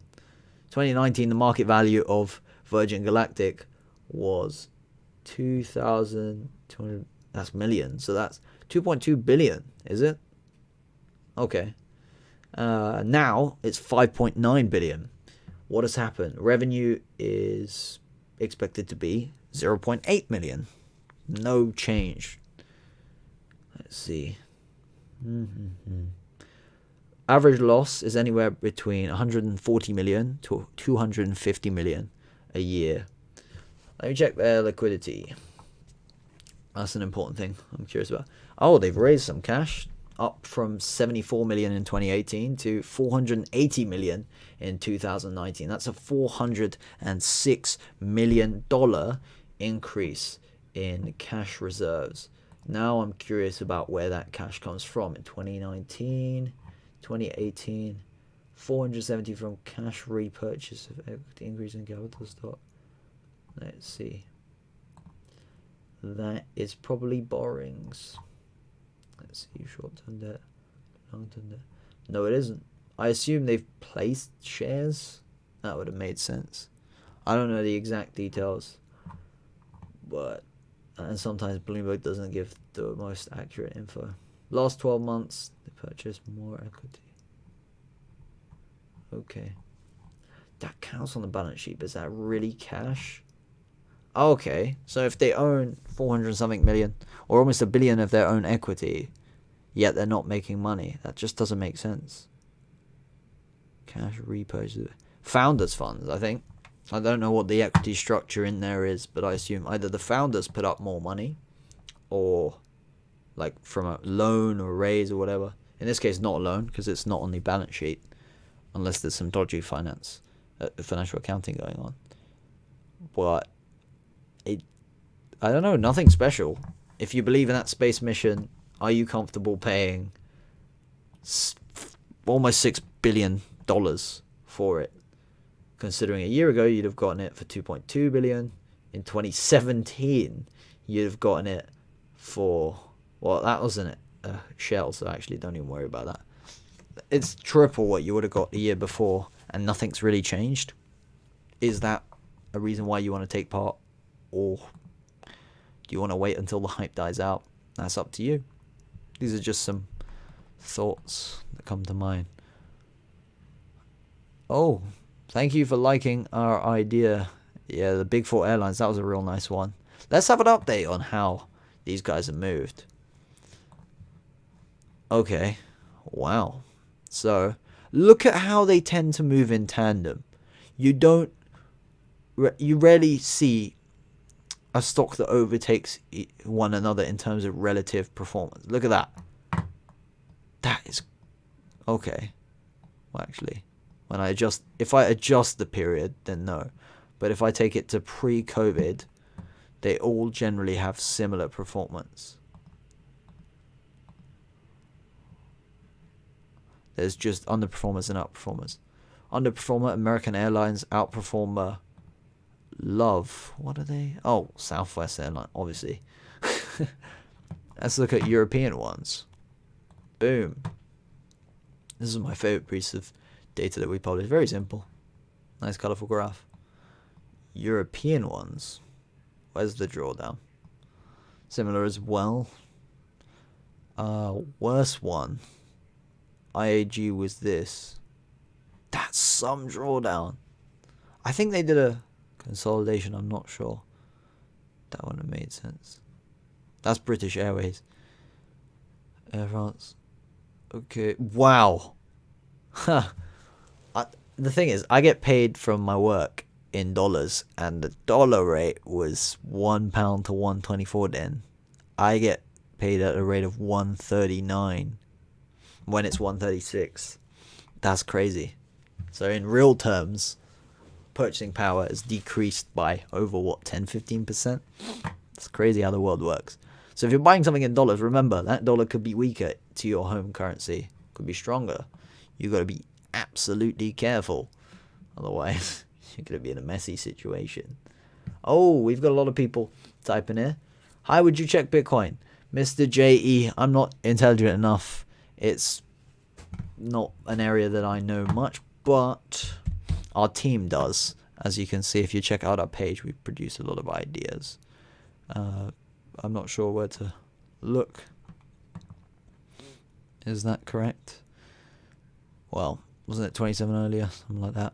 Should be a little bit different. BTC USD. I'll check Coinbase, easiest one. Yeah, there's the right price. Well, that's recovered a little bit from 27 to 32. I mean, above 20,000, I just remember on the technical basis, it was breaking out of an important. Same setup that we had on Jumia, actually, on the technical side. So I regret not paying more attention. But once again, you saw what happened with Ripple. They wouldn't do that with Bitcoin, right? But it's a messy one. Oh, I didn't see these little bits. 1 week performance, 1 month, 3 months, 1 year, 300%. Wow, crazy. Okay, well, off crypto, because there's not really much fundamentals we could talk about there. We have GJI, my bad, GJI Candle says Alibaba is a definite buy in my eyes and will probably increase in value hugely over the next few years. Taking into account some of the points already mentioned in terms of their cloud service growth, etc., China might put him in line, but doubt they would let Baba collapse. I don't think they would. I just worry, are they trying to replace him? I'm not worried if they replace him or not, in all honesty. I just think it will get us a cheaper price if we're looking to buy. In terms of segments as well, I want to pull up some numbers that make a nice bit of conversation. I don't want to talk about them without backing up my data, so let me pull up some. This is on another screen. Okay, so revenue in 2019. Cloud computing, actually 2018, cloud computing revenue, 13 billion. Wrong. Forgot to transfer to dollars. Okay. Revenue in 2018 from cloud computing, $2 billion, right? And that is 5.4% of what their revenue was in 2018. The next year, revenue goes from 2 billion from cloud computing to 3.6 billion. 3.6 billion in 2019 for the full year. That's 6.6% of their total sales that year. 2020, 3.6 billion from 2019 goes to 5.7 billion in 2020, and that's almost 8% of their revenues. You can see it's growing for a larger proportion, and the rate at which it's growing, what are we talking? 70-80%, 2018 to 2019, and let's just say 50% the year after. But I feel that this year it's going to be much, much higher, considering 2022 is when they're expecting to be profitable in that area. So in the meantime, you're just getting as much revenue as you can. And when you do, you consolidate. That's the reason why people like things like Zoom and any other business that has a large amount of users in a short period of time. Tencent, when they bought a lot of games that just had a lot of audience members, but people weren't paying for anything.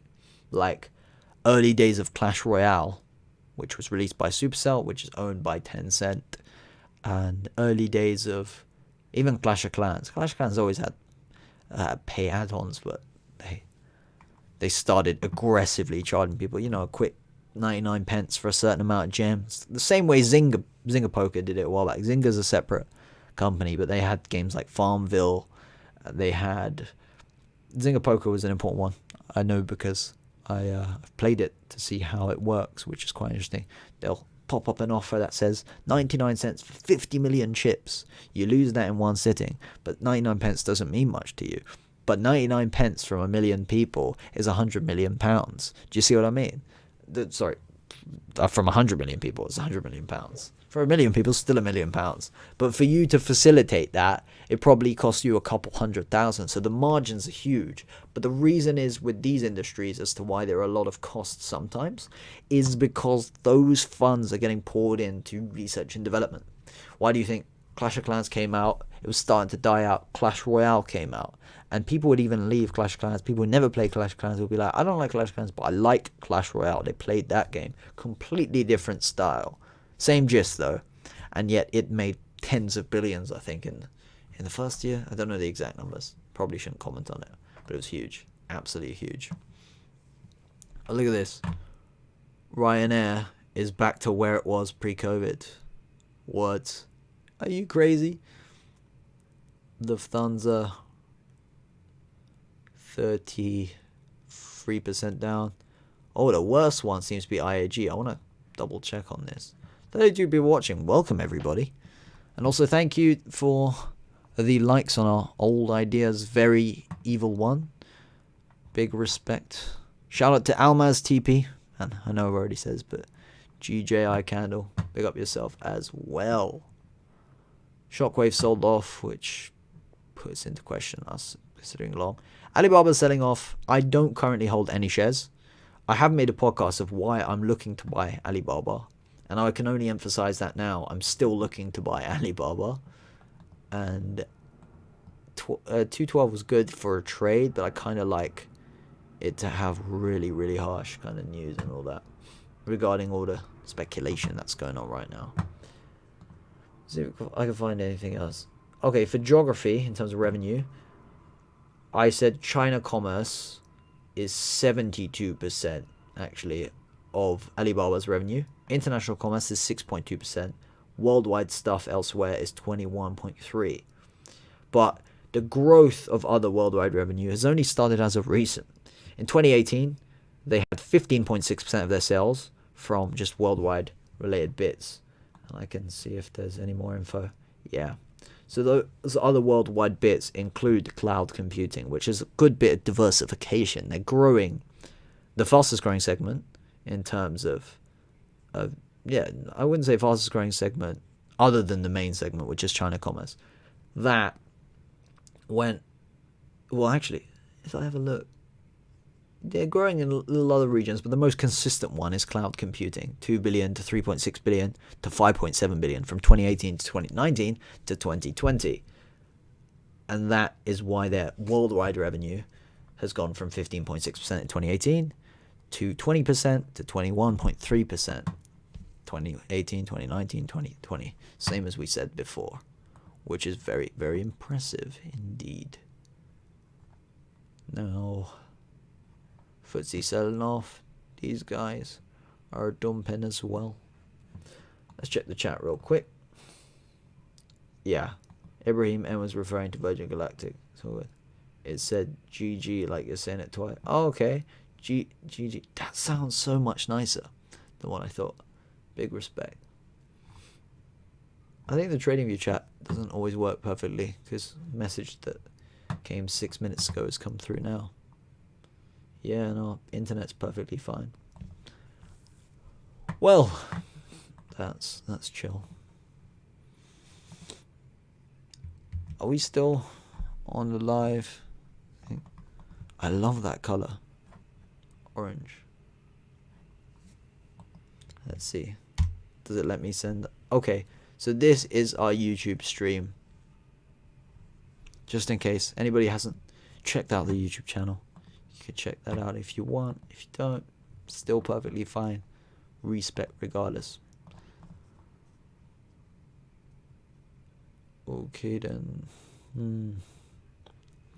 Not planning on trading today, considering I made a flop with AO. I don't like trying to chase something that I could have made a bit more money in, to the point where I might end up losing the money I made. What do we make? 181. That's okay. We would have made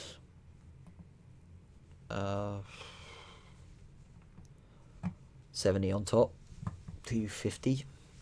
No biggie. We were up 350 the other day. Money don't mean a thing. It's all about the process. But that's fine. So to update everybody on the 10k trading challenge, we started with £10,007. We're now at £10,760 and 52 pence. We have no holdings on this particular account. I do have my own investments that if I end up talking about the company, I'll make sure I disclose it.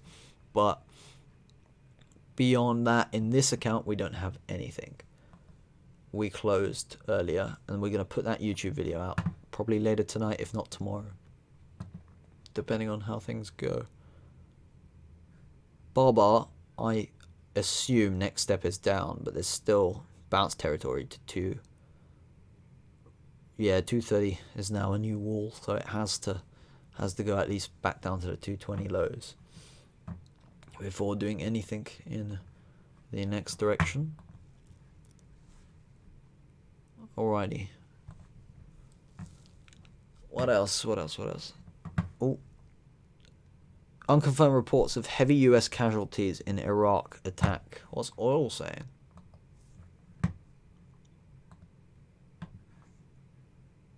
No interest. Heavy US casualties. I thought there wasn't much stuff going on there.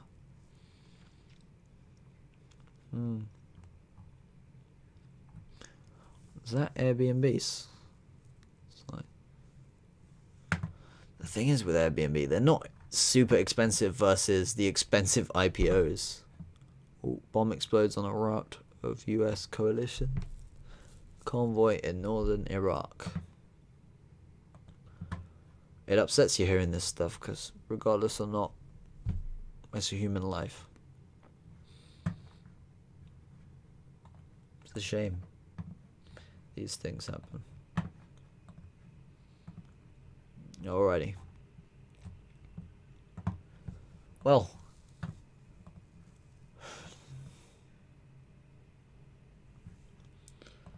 let's see what else is going on. So Alibaba, I think there was a research report I was reading from someone else. I wanted to compare notes. Let's see. Already looked at that one. Yeah. Oh, I think Alibaba and other Chinese shares should have got battered instead of some of them had risen in the Chinese trading. And that was because the US delisted a couple Chinese companies, just like that, for violating accounting laws. Let's see. Oh, ANR. That's what I need.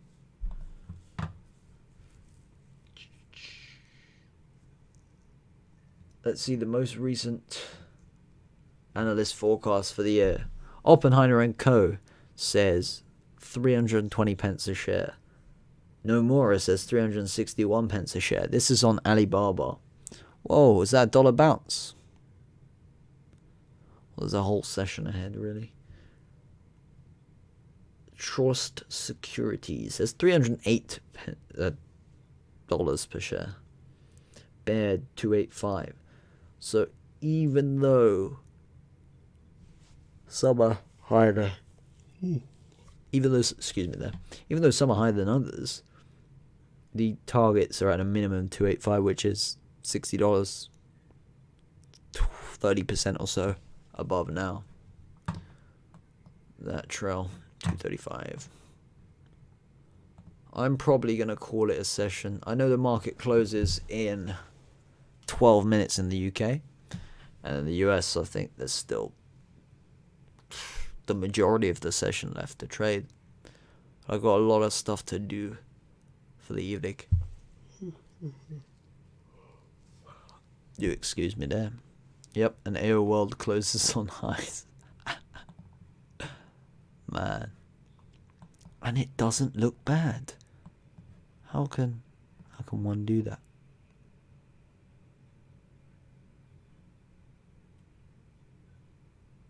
Well, it's the same thing. The same thing. The same thing. Wow.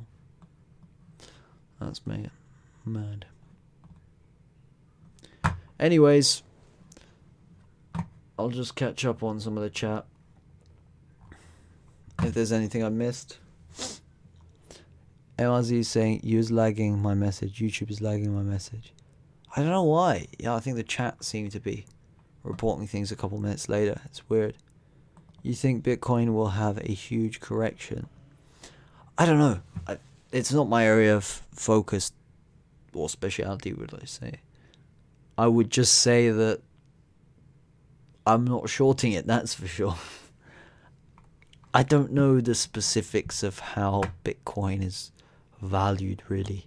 From a person who uses mostly fundamental analysis and only uses TA for timing and entry points and stuff like that, and momentum understandings, I wouldn't know, because I feel like Bitcoin only trades on TA. Going long above 20,000 would have gotten you a guaranteed 50% move from a simple equality projection.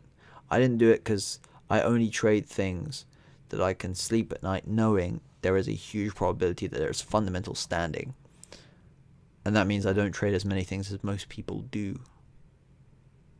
But hey, what do you say? At least some people are making money, that's a good thing to see. But the problem is with these huge moves, a lot of people from these huge moves are losing a lot of money as well. So that's unfortunate to see. Very sad. I guess that's just how the game is.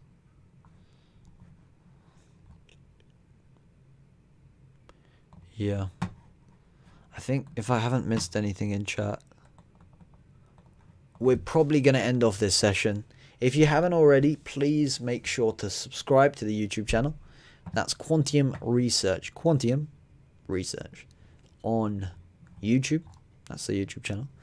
We got a website as well, which is, the redesign is under development. Should take a week or so before it's properly out. And yeah, to recap our trade for the day that we were out of, we had a kind of swing trade on AO World. We bought, we bought in at 383.5 pence a share. We sold at 405.5 pence.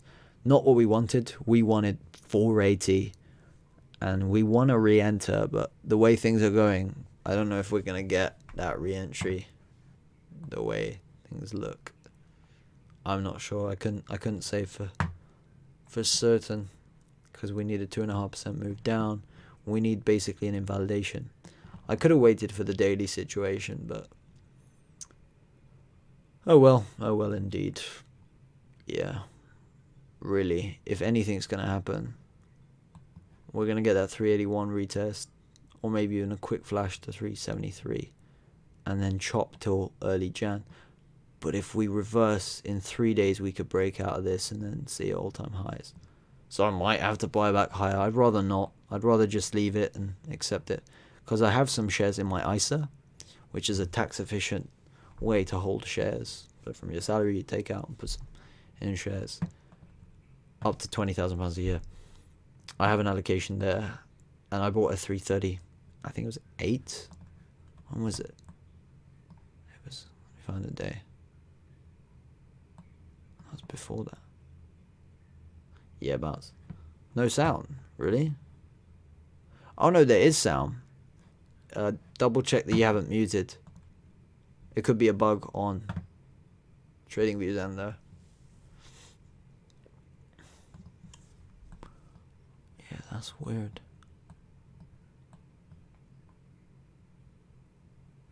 I'm gonna check and see if I've missed out anyone selling. Any major corporation that may have triggered me to sell incorrectly.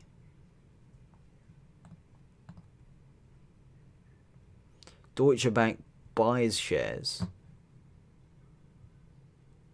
BlackRock buys shares. Deutsche bought on the 1st. How does that work?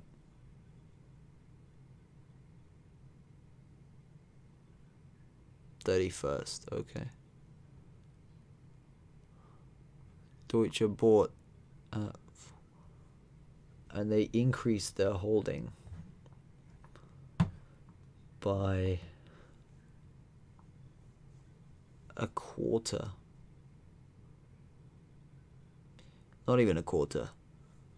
20% increase in their holdings at around what the price is now. That's a mad one. And it's flattening. That's a hurt. Yeah, I think then we might need to catch a pullback for re-entry if this is still intact tomorrow. Similar.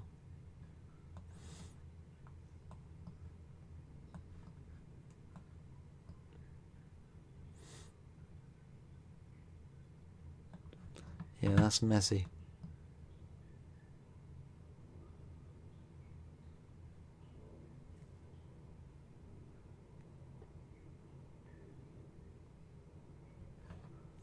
Wow, it just good. No, who's that selling? UBS sold 8 million shares. No way. 8 million shares on the 29th. That must have moved. How can you get 8 million shares? That's £30 million. Out here. I wouldn't know how that makes sense. But anyways, I've been your host Ryan Key of quantiumresearch.co.uk. This has been another live stream. Creed It Raw says sound works on YouTube, not on TradingView. I don't know. TradingView, it depends on your device. Some people had the same problems, but I realize it's not my fault, so I'm not really sure how to fix it. It could be because TradingView's in beta, so sometimes it doesn't work. But nonetheless, that summarizes our session. No trades beyond closing AO World unnecessarily. But this is what the game is. Alibaba's back at the 226 level. We're assuming it will dump for the rest of the day, but we'll see. We could be wrong. We want it much lower than now, so it's not like we're going to get it for a week or so even. Probably longer. But hey, thank you guys for coming down, tuning into the stream. All the folks. What are the websites you're checking the stat? Oh, it's Bloomberg. But Bloomberg costs $25,000 a year. So I wouldn't recommend it. I don't use it particularly on that. Because I'm a student, I have access. Otherwise, I wouldn't. But I don't think I would use it personally. I don't use it that much. It just has some useful features. Saves me having to look through the financials every 2 minutes for multiple different companies. I could just put that up on 4 screens. But I can't share it because it violates their rules. I can interpret the information, hence why I do with the streams. But I just don't kind of say, yo guys, look at this. This is what it is. And it's quite complicated to understand anyways. Watching these guys dump. But I have to organize these boxes because we did a fundraiser for people sleeping rough in the local community. I walked out today to try and find the ones I remember seeing last time. Because of the rain, I think people are moving to different places and stuff. And because of coronavirus and all that stuff, the university doesn't give us a room to store all this stuff. So you can see all these boxes. I have like a small width of room to walk in my room until I can pack these. Let me pull up some examples of the stuff we've got. We've got like sleeping bags and stuff for them. Hold up, one sec. Let me grab it. Boom. So this is one example. Proper comfy sleeping bags. We get the thermal insulation blankets. They put these because we can't get someone a house or a property who's sleeping on the streets, but what we can do is make sure that they're comfortable in the meantime when they can get back on their feet. So with the £565 that's raised, we've got a couple of different things, little like breakfast bars and stuff so that you have something to eat if you're super hungry, sleeping bags, insulating blankets that can be put in between the actual blankets. Blankets are in good length so you can half them. Those are in the Wilco boxes. And these are good enough for a relatively tall person's length. So I need to pack these separately. I'll put them into boxes. I've got to unpack everything. And a couple of people have bought donations of feminine hygiene products, all that kind of stuff. And I'm going to figure out, unfortunately, the people who volunteered to help aren't able to help me because you're not allowed to bring people into your student accom buildings. And university doesn't give a room. So I need to do it myself, which means I'm just going to have to pull a couple all-nighters. But nonetheless, it's all for a good cause. And I'm looking forward to the point where we can all go and distribute. And also shout out to a couple of people in the investment community. Couple of our viewers, people that we generally chat with about the markets. Some people actually donated money, which is really nice. £565 in 2 days, which is crazy. That is definitely something we didn't expect. But yeah, we're going to put them in little bags. We can't solve the problem, but we can help. And after New Year, everyone's getting back to work. Nobody really cares about others because they're trying to focus on themselves. Like New Year, New Me, all that stuff. But remember, you came from somewhere. And at some point in your family's history, there must have been struggle. So you should realize that nobody is below you. In fact, everyone is above you. And that's the best way. I prefer to live this way, at least. Okay, but that went on a bit longer than expected. Just gonna say, appreciate your down-to-earth and honest approach from what it looks like. Keep it real, bro. Don't go off on no BS guru vibes down there. I appreciate that, man. And yeah, you can see, we could easily change this into one of those things, right? But you can tell that people who can't make money trading are trying to force a thing or whatever. We are working on a paid product, but that's just a report. It's like $10 a month or something. Page report. Because that's the academic way to really build a brand off intellectual capital, making quality things for people if they want to buy it. But still, there's free stuff for people who really need the information, like how to actually use charts in trading. You know, these are free information. How to trade in terms of the different types of assets, fundamental analysis, all that. It's all out there. This has taken me probably 3-4 months to make those, and they're all free. And we don't make money because the minimum requirement is 1,000 subscribers and like 4,000 watch hours. And I don't know, the stats here aren't huge, and the watch hours are probably not even a tenth of that, and that's after this interview thing that I did a while back, getting like 6k views. But beyond that, podcasts and stuff, been doing these for about a year and a half, 70 podcast episodes plus to date, all that stuff. We're working on the website. You know, we appreciate the kind words for a real man, and you know, you gotta just do your thing. One day I want to be a hedge fund manager, you know, and the only way I can get there is by putting everything out there and not being afraid of criticism and addressing my own issues. But in the meantime, I need to address the thing that's behind me, these boxes. I need to start sorting them out. But yeah, whew, it has been a pleasure to host this stream, and I wish we could stay longer. Stay sub to the YouTube channel for the main purpose of you can turn on notifications, and whenever I'm streaming, if you want to come back and join us and talk markets, we'll be back there for sure. It's quite slick actually looking back through all of this. Oh, and new video coming out later today to summarize the AO trade. I'm really frustrated with that. The money bit doesn't matter, it's just the fact that I'm breaking my discipline by getting out prematurely. But nonetheless, I think that's a work call as well. Perfect timing. Well, I'll catch you guys soon. I've been Ryan Kiev, quantiumresearch.co.uk. And as I always say, until next time.